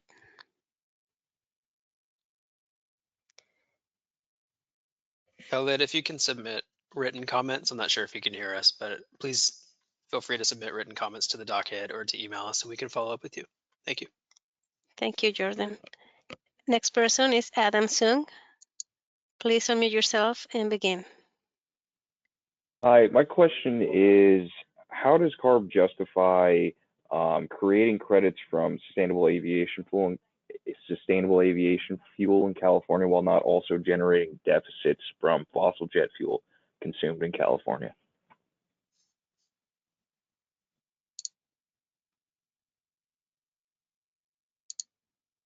Yeah, so we included that as an opt-in fuel to promote the development of alternative jet fuel, and we worked with the industry to signal that this was an emerging field and to understand kind of where those opportunities can come in. So we certainly do have an opportunity to add intrastate jet fuel as a deficit generator, and we've just added it as an opt-in fuel to date. What we want to do is make sure that we're sending the right signal for the right fuels at the right time, and know that there's the same feedstocks can be used for on-road and for jet. And so that's where we've just been a little bit mindful of that. But as we talked about today, we're open to discussing adding in jet as a deficit generating fuel. Next person is Tim Sassim. Tim, please unmute yourself and begin. Hi, yes, Tim Sassine from Ballard. Sorry for the repeat, but I did want to express my opinion. A previous caller had stated a desire for more in-person meetings. I'd like to present the opposite perspective, hoping that CARB will learn from the COVID times and decrease the amount of in-person meetings. It takes a tremendous amount of jet fuel and gasoline and time, and for those of us dedicated to these pursuits, it kind of takes the whole day away. And I think that there could be more limited in-person meetings to accommodate for networking. So just one voice for maintaining fewer in-person meetings. Thanks. Thank you, everyone.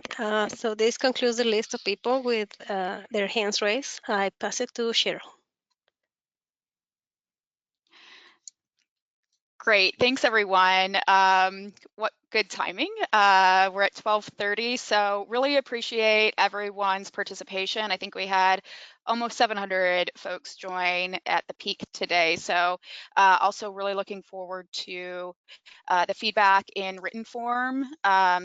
We're really looking forward to details on some of the things that we heard today. So I know we didn't cover everything. There's a lot to cover for a potential rulemaking, and so we will be back out to make some more, have some more discussions and get more feedback from you. And we will continue to track the progress of the scoping plan to inform additional concepts in our proposal.